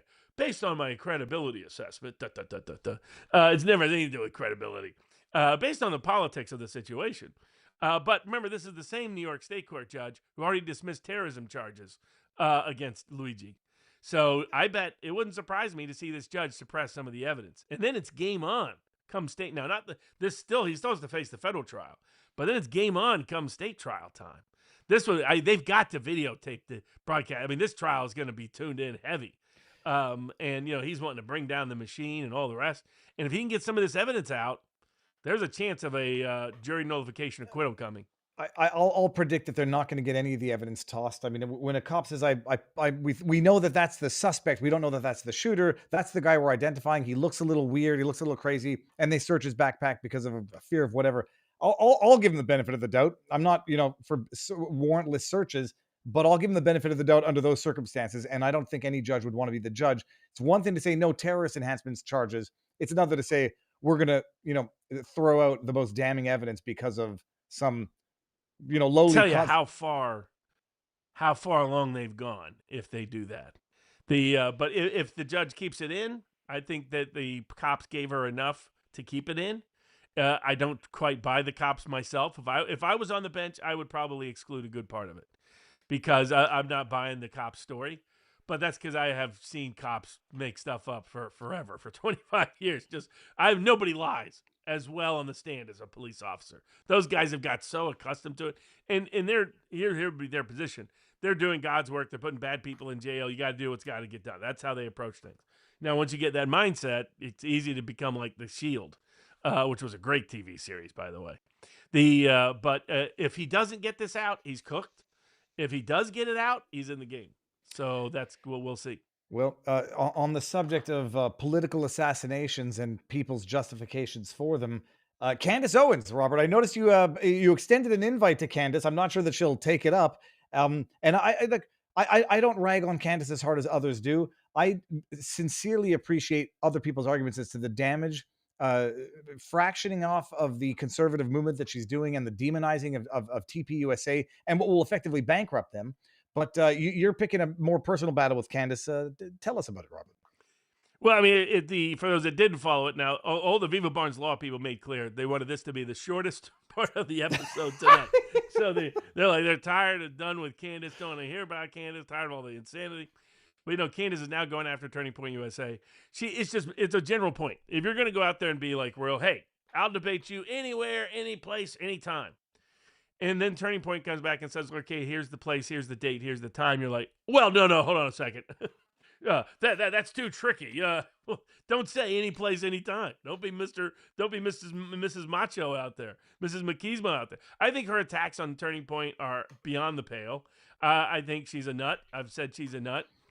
She'll get a lot of viewers because she's combined Oprah with Alex Jones, and that will build a little niche, a deep niche, where she'll get millions of people. And you'll get people to tune in just to see what crazy things she says tomorrow. The Egyptians are combining with the French, combining with the Jews. Well, it's probably all the Jews. It's probably, when you think about it, it's all the Jews. In fact, I'll make a very bold prediction. When we finally find out who Candace figures out in her Twin Peaks style, who killed Charlie Kirk, it will probably be the Jews. In one way or another. It'll be somebody somehow connected to the Jews. But, I think the way she handled that was poor. Personally, I don't want anything to do with her. But I've said publicly, happy to debate her any place, anytime, because a lot of her fans say, well, then debate her. Happy to. I did the same with Nick Fuentes, anyone else. And I pointed out, you've extended an open invite at any time. And so it's like, she's starting to build up this Nick Fuentes narrative of nobody will debate me. Nobody will talk with me. Everybody knows I'm the factually true. That's why that's all hogwash. A whole bunch of people have offered to debate her, and she won't debate hardly any of them. Well, and it's like, then people are commenting, well, she's so much bigger than Viva. Why would she need? I think, first of all, I don't care. I have discussions I was on with Pisco Liddy, or was it last week? And it was a fun discussion. It's always fun reading the chat in Pisco Liddy's, because to me, I'm the most reasonable person on earth. In his chat, I'm Satan incarnate. But she should have the debate with somebody, have the discussion. For me, it would just be an open discussion. But I do espouse the belief that if you want to make it not go away, you don't want to suppress it, don't give it more attention. Ignore it. Let her say what she's going to say. Let Milo Yiannopoulos say what he's going to say on Tim Pool, and then move on to other issues, which we're going to do right now. Dude is really nuts. Didn't he go by Nero now or something? He was looking like, someone was like saying Milo looks like a drug addict that just got out of the rehab. Or well, something. I just couldn't get over what he said about Benny Johnson, but he said it in the same breath as he thinks that Charlie Kirk might still be alive. So I think he's done wonders for that. Robert, I got to show everybody this in case you saw this. Is this not illegal? This looks like real money. It's got a serial number on it, but then it says somewhere this is not legal tender. And so I bought 5 of them. That's all you have to do is say it's not legal tender, and then you can print counterfeit, because then it's a parody or it's an artistry item or something like that. Yeah, like I got $3,000. Don't even think it's real. I gave it to the kids, but you can't walk around with this in public because someone's gonna mug you thinking it's real. All right, what do we move on to now, Robert? So we got big tech. Google goes to the Google remedy stage. Well, we've got ICE versus judges, RFK, HPV vaccine, the Epstein grand jury documents finally coming out, TikTok kids, NASCAR, Michael Jordan, garnishment gone wild. But the other big news of the week, EU decides this week of all weeks to go after Elon Musk. It's amazing. I'm going to bring your. Oh, see, sometimes I don't hear the echo. Sometimes I do. I'll bring it down just in case. Yeah, they find.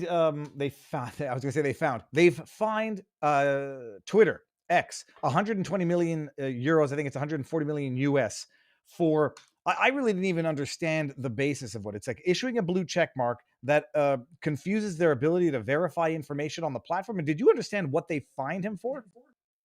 No, here's what they find him for. They find him for free speech. Yeah. And what's fascinating is the timing of this. So Trump is trying to get a peace deal with Ukraine that Ukraine and Europe and America's deep state are trying to block.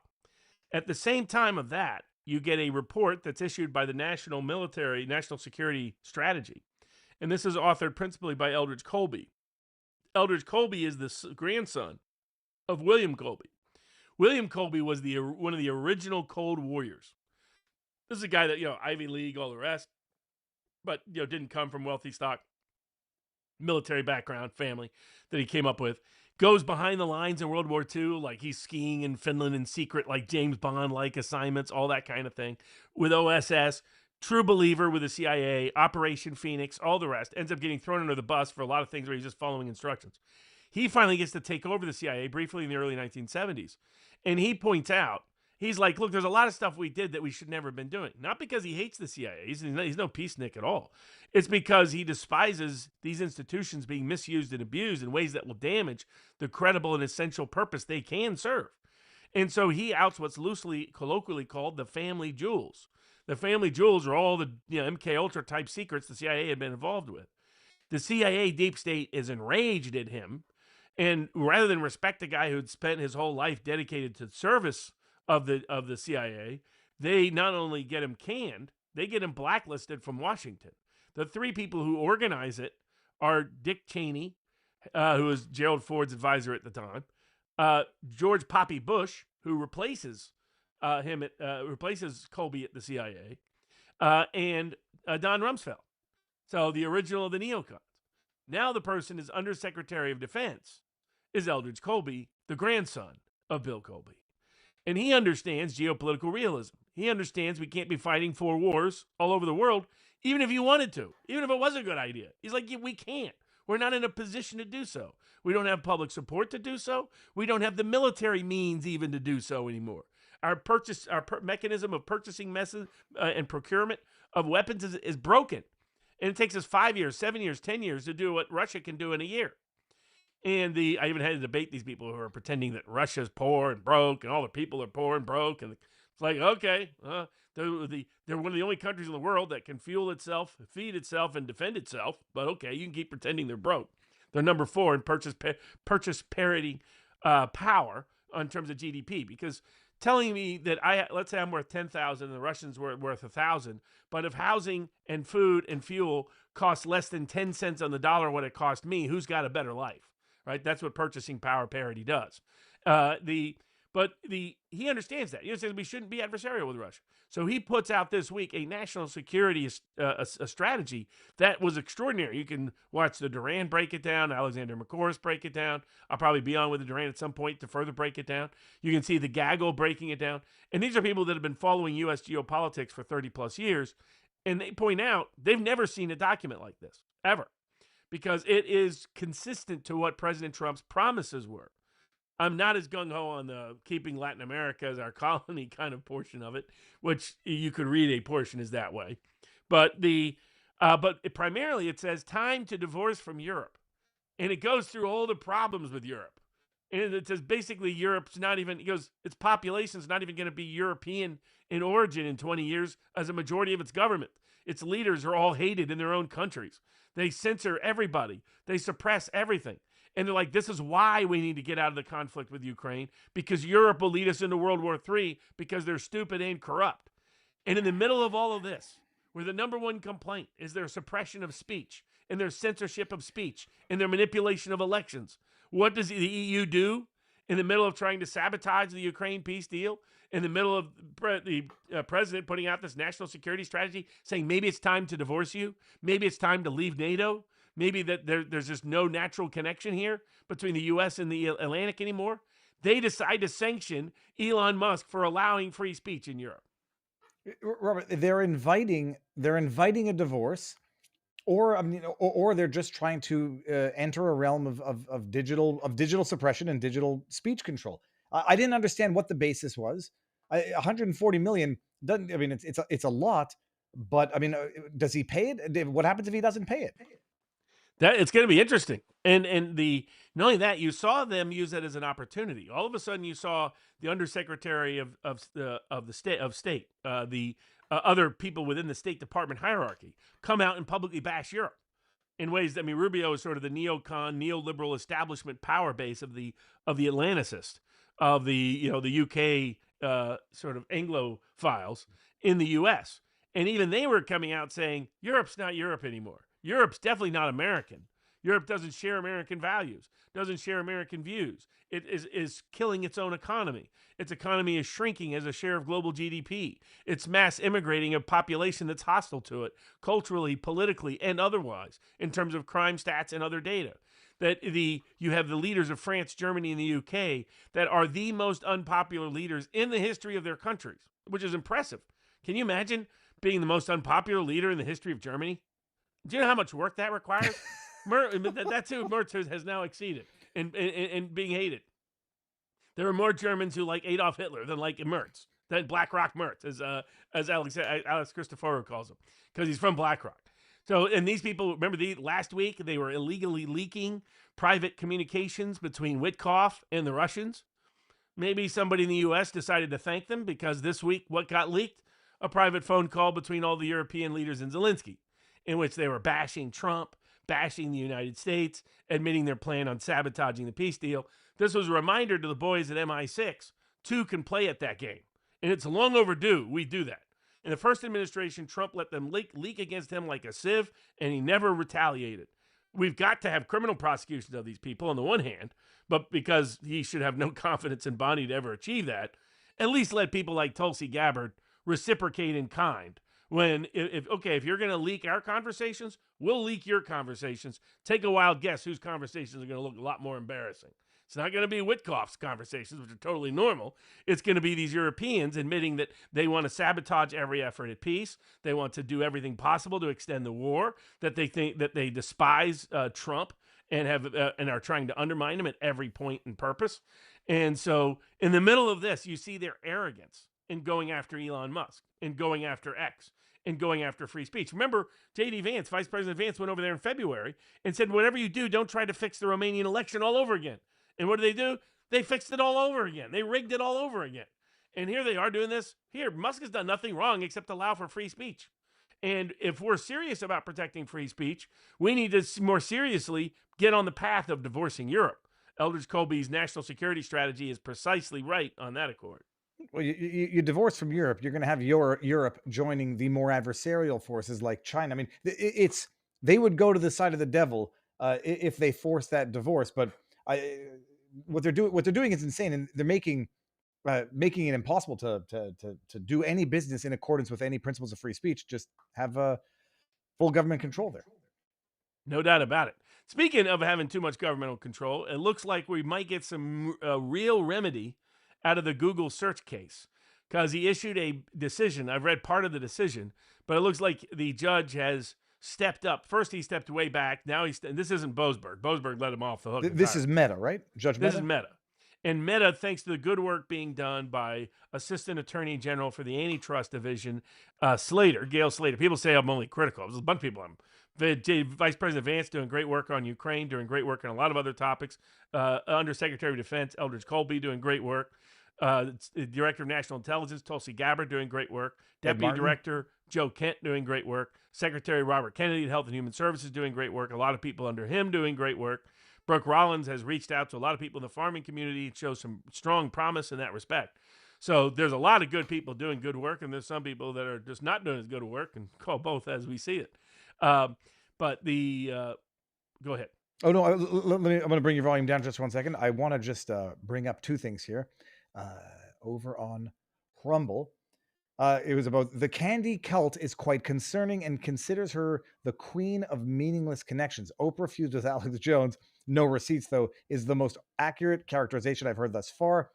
This one, Robert, goes back to the birthright citizenship. Elk versus Wilkins notes U.S. cannot impose citizenship. Only act of Congress could extend 14th to tribal members, which is bookmarked by Indian Citizenship Act 1923. And let me just bring your volume up before I allow you to. What do you think? I mean, I don't know that case offhand.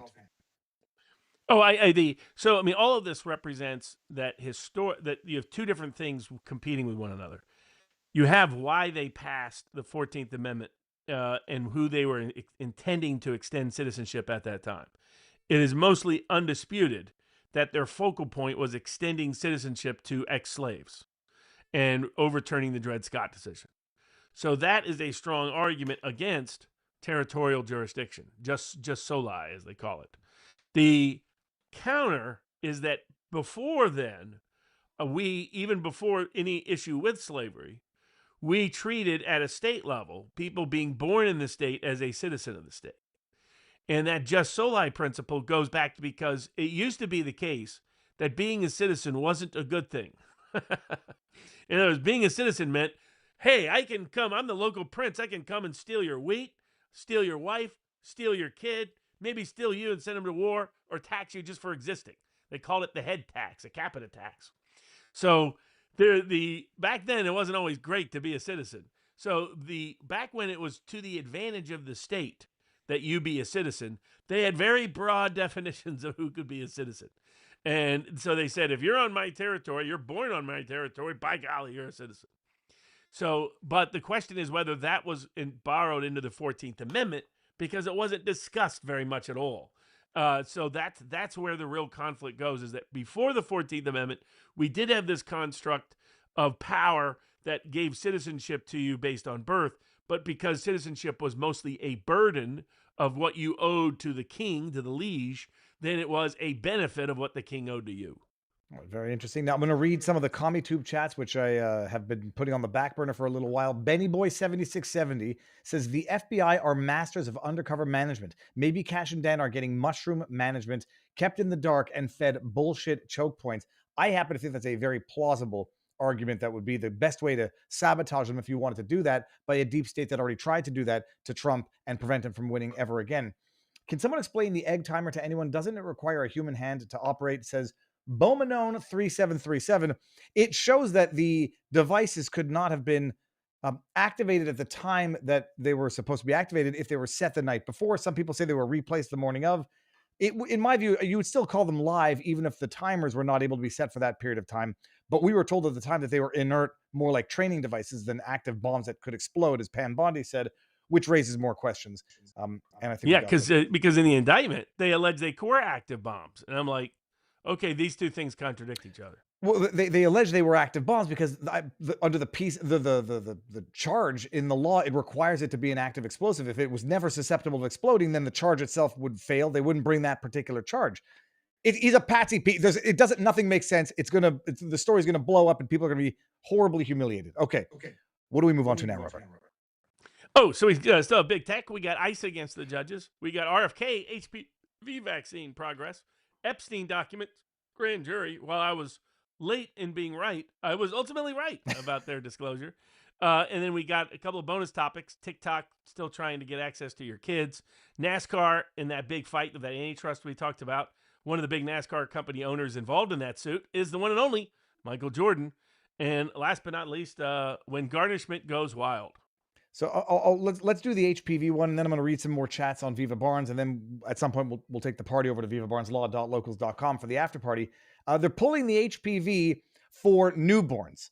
At least that's what I understood. My wife sent me the article as well, because there's no reason why a newborn would have to have HPV vaccination if the mother is HPV free.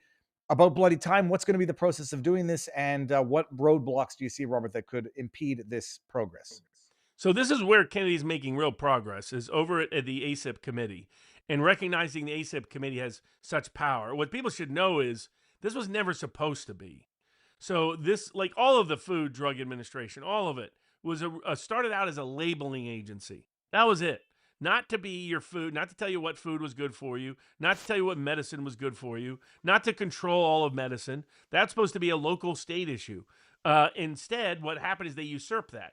They said our right to decide what goes on the label gives us a right to decide what goes inside the box, which was not was ever supposed to happen. But you know the way these bureaucracies work, they just expand and expand and expand just by their own self justification and rationalization. And so you go forward, and what's supposed to be happening on the vaccines was way back in order to make sure schools knew which vaccines to procure. The Secretary of Health and Human Services would designate certain vaccines for the kids list. Then what happened is they passed a law in Congress in the mid-1980s saying anything the HHS puts on the kids list, which was only meant to be something that could go for kids, not mandatory for kids. It was if it could go on if it could be okay for kids to use, which was supposed to be just a notification, became under federal legislation a grant of complete immunity, so that anything you did, you could not be sued for under the childhood immunization laws passed in the mid-1980s. That's when suddenly, out of the blue, we go from 3 to 6 to maybe 12 vaccines on the kids list to 72. And to President Trump's credit, he understands this issue. So at least this stuff, some stuff has not been getting through to him, but some stuff has. And the stuff that has, you can tell he's occasionally picking up on his original MAGA Maha principles of 2024. He says Robert Kennedy's right. We need to re-examine the whole list. He goes, why do we have 72? Why is this little baby being given shots that look like this for some big, huge horse? He goes, why are they getting 72 shots? He goes, over at Denmark, they do 12. He goes, why is they did 12 in Denmark and we're doing 72? Because what happened is this list that was just supposed to be a notification of permissible vaccines became a mandatory list at schools across the nation and in a wide range of other settings, and it became a full immunity list. This is what they replicated with COVID. They're like, if you're Big Pharma, this was the biggest gift of all time. You said, hey, we're not even going to make these vaccines anymore unless you give us immunity, which was a wink and a nod. There was a whole bunch of reasons why they're still going to be doing anything that makes them money and it makes people healthier. They're still going to do. It's stuff that doesn't make them healthier. They're not going to do. So they're like, you need to mandate this, because they were getting caught throughout the late 70s and early 80s with bad vaccine batches causing massive injuries. And so they're like, hey, you got to give us grant full immunity. And now, plus they're mandated. So you have a guaranteed marketplace every single year for your product because they're forced to buy it. They're forced to pay for it. And you have no risk. So Kennedy understood if you could take apart that ACIP committee and put people on there who actually cared about children's health, then you would radically shrink this list to drastically improve public health in terms of what should be on there. And that probably almost every vaccine on there should be an individual consultation like they just did with the HB vaccine. It should not be universally mandated. It is amazing, because even when we got to Florida, the vaccines that were required to attend a public school, it's shocking. And barring religious exemption, you can't get out of it. I don't know when the culture is going to change, but it seems like you're pushing against basically sacred cows that can't be questioned. Everyone has to agree that all vaccines are good, and the more the better. That's exactly right. And so thankfully, Kennedy finally announced he's put better people on the ACIP committee. They do a detailed discussion. They decide HPV vaccine needs to be moderated and how it's put out there as a first template. And what was key was Trump needed to back that up. Because the moment Kennedy did that, there would be massive negative pressure from the big pharma crowd, from the administrative state, the bureaucratic state, the Democratic Party, all those people. And to Trump's credit, he immediately stepped in and said, I want Robert Kennedy to go further. I want him to get rid of this problem once and for all. I want him to figure out whether any of these vaccines are needed to be universally mandated. And so that was a very promising, very positive news for the MAGA Maha side that had otherwise run into a lot of negative news earlier in the week and not joining the Brooke Jackson case and being in fact, you look at some of the statements that Secretary Kennedy was putting out, it sure looks like what some people suspected, which is that he's been told by the Senate, don't go to these certain places because it didn't highlight certain issues about COVID accountability, for example. And that was a big issue for Maha voters. And that's why voters need to have their issues addressed. Senators lie all the time to get elected. Screw whatever anybody said in the Senate. Screw them. You're already in. Done. Finito. Time to move on. Those are not binding promises to these bunch of rogues. Bill Callahan, that loser from Louisiana, is, who hopefully will get defeated. He was out there preaching about how he's another one of these big worshipers of vaccines. This was one of the holy items that needed to be taken down, was this vaccine worship. And it looks like we're actually going to get progress in that direction, which is very, very promising for the public health of everybody. Robert, let me read some of the chats over on Viva Barnes Law before we get into the last two, before we head on over to Viva Barnes Law. Viva, the next time you interview, I'm not reading that, Big Bad Bob. I will be on with Brianne Morello tomorrow at 11. She just texted me and we're going to talk about the pipe bomber, some latest developments. So tune in there. That's going to be on InfoWars, I'm fairly certain. Stingray says, if they can reassign agents and reinvestigate the pipe bomber to protect the CIA, then why can't they reassign agents and investigate Butler, Pennsylvania to protect the president? Same old FBI. It's amazing. It's a double standard in terms of what they can do and what they can't do, or what they won't do. Does the Viva Barnes community believe that the DC bomber was a woman? I do. I'm not convinced by her adjusting her bra, but I'm convinced by everything that I've seen in addition to that. She was adjusting her bra while sitting on the bench. Schnookum says, for tracking all the parts purchased to make them, not one detail of where or how the explosive material was composed. That's one thing it was also missing, is how he made the homemade black powder and where he got the ingredients for the black powder, because you need specific ingredients for that. Sulfur, charcoal, a bunch of other stuff. Not that I know. Someone called Tucker to investigate, says Dapper Dave. Let's keep going down here. We'll get some of these. Andrew Piscadlo says the Fed's ability to lie on the stand, jail innocent people, execute hits on people, cover up horrific crimes and corruption, destroy businesses, could be $1 billion. Arthur Anderson could be mom and pop, is the reason they have no credibility. You're telling me the FBI couldn't find the pipe bomber for 5+ years? The Blaines finds an instigating Fed firing into the crowd who matches the height, gait, weight, and then that happens. I meant to send 30 coins with my comment. Cynical. Well, thank you. But they're blowing up fishing boats. Let me get out of here, and I'm going to bring Robert in for this one as well. I'll just bring back his audio. We're saying even if they are bona fide drug dealers, it's still exposure for impeachment, high crimes, because it's not within the realm of the law. And it's a point that, okay, if you're going to say bringing drugs into America is a terminal threat worthy of summary execution, okay, then you don't pardon major drug dealers. You don't support drug regimes throughout the rest of Central America like we're doing. And you start with an overarching coherent strategy. In my view, you have to focus on the demand. I've seen no nation successfully suppress a major drug or other problem like that without becoming a totalitarian nation or getting ahead of the demand problem. That's still my view, that demand is still your problem more than... It's always interesting like, for example, with drugs, we blame the dealer, not the user. But when it comes to credit and these horrendous loans that young people and poor people get stuck in, then it's your fault. Oh, it's not the lender's fault. How can you dare blame the lender for that? It's your fault for borrowing the money. Well, then what are you doing blaming drug dealers? Right? I mean, you got to have some consistency.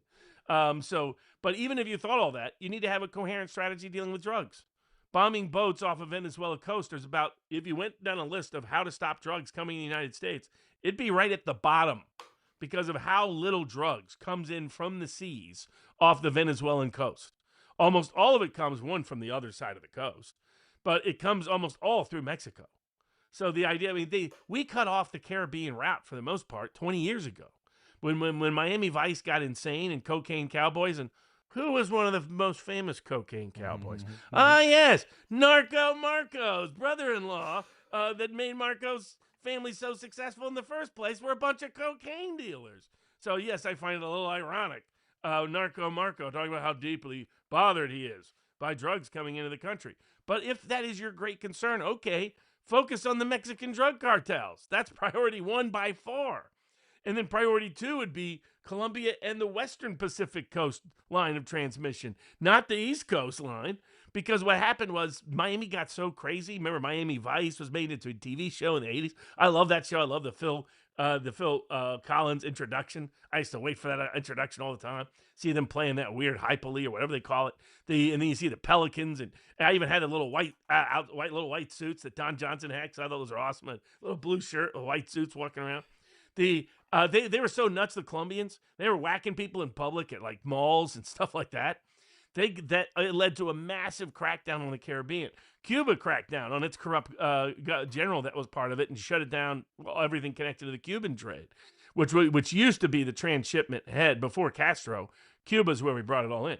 But how can we say we're that serious with drugs when we go to Afghanistan and we unleash the amount of heroin that's produced in the world? Unleash. So I'm going to put you on. I'm going to lower the volume. Unleash. I mean, they were protecting the heroin fields. I mean, the CIA was selling crack in inner city LA. It's if there are. I agree with you, but I also do think, like, nobody's going to cry over blown up drug boats. It's just going to, if it politically backfires, Trump needs the warning. But speaking of drug dealers, Iceman 9678 over on CommuTube says, if a pharmaceutical is 100% safe and effective, then why do the manufacturers need indemnification? Name for me one other pharmaceutical that is 100% safe. Trick question, there isn't. And then it says people were coerced into taking an experimental DNA-based pharmaceutical that was made simultaneously and independently by at least 6 big pharma companies in record time. What are the chances? Coincidence? Yeah. Well, I mean, that's the thing is, like, if you're going to hang a drug dealer, the number one drug dealer that Americans would love to see hung is named Mr. Borla at the Pfizer. Metaphorically speaking. Don't give him dinners. Hang him outside the White House. Bring him in there and just hang him right out. Bring back those whatever those were for. Who they still haven't explained that from January 6th. Who are those inside guys building those? They were miniature gallows. They weren't capable of doing anything. It was a metaphor. We need some real gallows, and Borla first, Fauci second. Borla first, maybe even bring back the guillotine. We can bring back the guillotine for Fauci and Borla. I'd be all for that. Robert, let's do one more before we head on over to the vivabarneslaw.locals.com after party. What do you want to end with on all platforms? And then we're going to find someone to raid. Epstein grand jury documents. Finally. So this is, it's funny. Now I don't hear the echo if I keep talking. I heard it. Oh, that's okay. Whatever. This is, I don't know if they're following your strategy, but they've gone and got the release of grand jury, testimony documents in the case in Florida. Correct? And this is where people might say we're going to get some good meat and potatoes in terms of following the money, who was involved, and we're going to find out what was suppressed and why it was suppressed. How big is it before I get ahead of myself? How excited should everyone be? Well, what it means is we are going to see meaningful disclosures of Epstein docs so that all those at Sports Picks who had been holding on to that bet all year long finally is going to cash in. It just took until Christmas time for it to cash. But you could have got that as low as 8-1 over the last couple of months. So congrats to those that were holding that. There were several that were holding it because they've been emailing and texting me. Is this still good? Is this still good? And I was like, yeah, it's still good. Something will, in fact, get disclosed. So finally, we'll get to see some real records and documents. What would be amazing to me is what if it turns out that we were right all along, that there's nothing in there that negatively incriminates Trump? Won't that mean that somebody like Bondi most likely lied to him about what was in the documents? Because I think what happened now, by the combination of stories that have come out, they had it over at because Bongino talked about how he got read into everything that was happening as soon as he came in March. And one of it was they were doing a huge FOIA review at the FOIA Freedom of Information Act office request, which, by the way, is still screwing around. Judicial Watch is having to sue them again over another file that they're still hiding the information on at the FBI FOIA office. Brianna Morell is having the same problems with the new administration, the same as the old, but the blob protects itself. Same as the old boss, as Queen. There's a Queen that used to sing that. Those issues are still present. But what happened is they went over to the FOIA office, and then they were going through redacting. And I think somebody in the FOIA office said one of the most common names in the documents is Trump, because Epstein was obsessed with Trump, not the other way around. And I wonder if Bondi, who's so lazy, likely never read the documents herself, went over and convinced him, oh, this is a disaster, Mr. President. Your name's all over this. We got to shut this down. Really doing it to cover up other corrupt pals in the pay-for-play, pay-him world, and got Trump to totally embarrass himself politically by sitting on these files that are going to ultimately, we're going to be right, that there was nothing that negatively incriminated him in it. So it will show a lot of people are going to owe a lot of mea culpas, a lot of apologies for what they were. Oh, you don't understand, Barnes, this is nothing. And it turns out Trump cut himself for no reason at all. Well, I'll say they're always going to have an out, because what they'll say is it will. I do genuinely believe it's going to either embarrass a specific country in particular, but a number of countries and people within Trump's orbit. I don't want to pick on any names in particular, and they're going to say that's why he was covering it up, to cover up for his donors, whatever. But the interesting thing is, like you say, Blondie not even reading it, maybe just hearing his name's mentioned a lot. Oh, we better protect, is a very similar explanation to what can happen for Kash Patel in terms of what information they're relying on right now that incriminated Brian Cole. If they don't go see the source data itself and they don't understand they're being set up to take the fall, it's a good explanation as to how they could be equally humiliated as pay to play. There's these people circulating this nonsense that Venezuela is connected to the city of London and they're connected to the rigging of the election, and really what Trump's doing and taking out the cartels is taking out the city of London and taking out which Venezuela, by the way, has been busy trying to get all of its gold back from because the city of London was sitting on it and holding it. And all of these, they come up with these extravagant stories. And it's like how they get, even, God bless her, Emerald Robinson, she falls for all these crazy stories about Venezuela being connected to Smartmatic and all this stuff they really don't understand. I understand it very well because I took a deep dive into it during the election, and they're completely wrong about all that. We're going to unravel who really stole the U.S. 2020 election by doing regime change in Venezuela. It's like, oh my, come on. But it's because they want to believe it. It's like, the way in which Sidney Powell was such a sucker and a sap for deep state rogue actors coming to her and saying, hey, we only trust you with the evidence and information. And here's the evidence. It involves servers in Germany, paper from China, and computers from Venezuela. I mean, it's right away you should listen to me like, hold on a second. But instead, these people took the bait on it, and this unnecessarily hurt Trump. We will see Epstein records, and the more Epstein records come out, the more it will incriminate the CIA and the MI6 and Mossad and Israel, but it will not incriminate Donald Trump. And he'll realize how he should have listened to Thomas Massie and Marjorie Taylor Greene all along and always been on board disclosing it. And all he did was hurt himself by taking the bait. And it should be to me, why I don't trust the FBI right now on the pipe bomber case is how they handled Epstein. That was so incompetent. I was never going to trust them on anything ever again. Well, Epstein and Charlie Kirk, and I'm pointing my finger at Kash Patel here. Like when they hold that press conference for Brian Cole, I'm like, well, I hope Kash doesn't say something stupid like he did after the Charlie Kirk assassination, or like what they did with the Epstein stuff. And I say, luckily they didn't, because they didn't say anything during that press conference other than what a good job everybody did. Oh, yeah. Oh, that was great. That was great, Viva. Oh, no, that was great, Robert. Oh, no, you did great. Oh, no, I did great. That was the biggest ass-kissing circle I'd seen in a long while. I'm going to make a human centipede joke, but I'm not going to.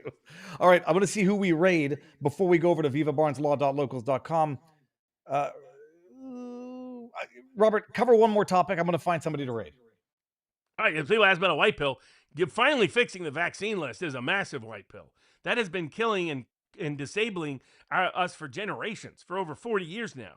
So that is a massive, massive white pill. You don't understand how important ASIP is, how important it is. It is the number one source by which Big Pharma controls our children's lives. Unravel that, and that is a massive white pill and a massive Maha victory. Now, it's not enough given everything else that needs to be done, but it is a massive step in the right direction. And I thought oral argument in the Brooke Jackson case was also a huge white pill. Because the judge's questions strongly suggested going into it, I thought we had a 1% chance. Coming out of it, I thought we have a better than 50-50 chance we get something. We get something reinstated. And the pressure continues to escalate. I don't think Pam Bondi can hide from that forever. I think if the appeals court reverses, you're not going to see the U.S. government reappear and want to dismiss the case, in my prediction. But we'll see. But we got big tech. Google's finally going to face some comeuppance with Judge Mehta's decision. We'll post that this week at vivabarneslaw.locals.com, as well as the National Security Strategy Memorandum. But more judges telling ICE what they can't do. Yeah, So you can't arrest here, can't arrest there, can't arrest this way, can't detain over that way. One thing after the other.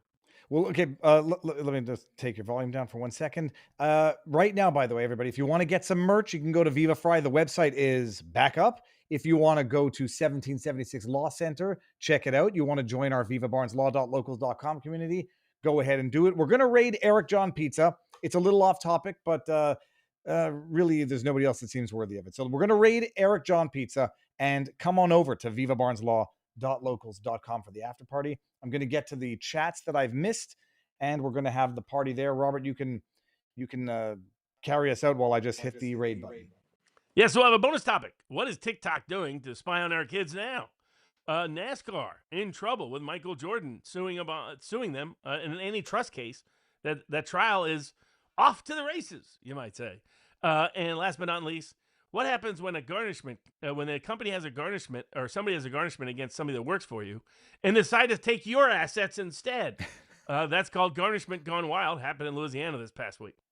I was just about to say one other last thing, and I totally forgot what it was. Oh, yeah, Robert, what do you have coming up this week? Bourbon with Barnes, and what's on your schedule?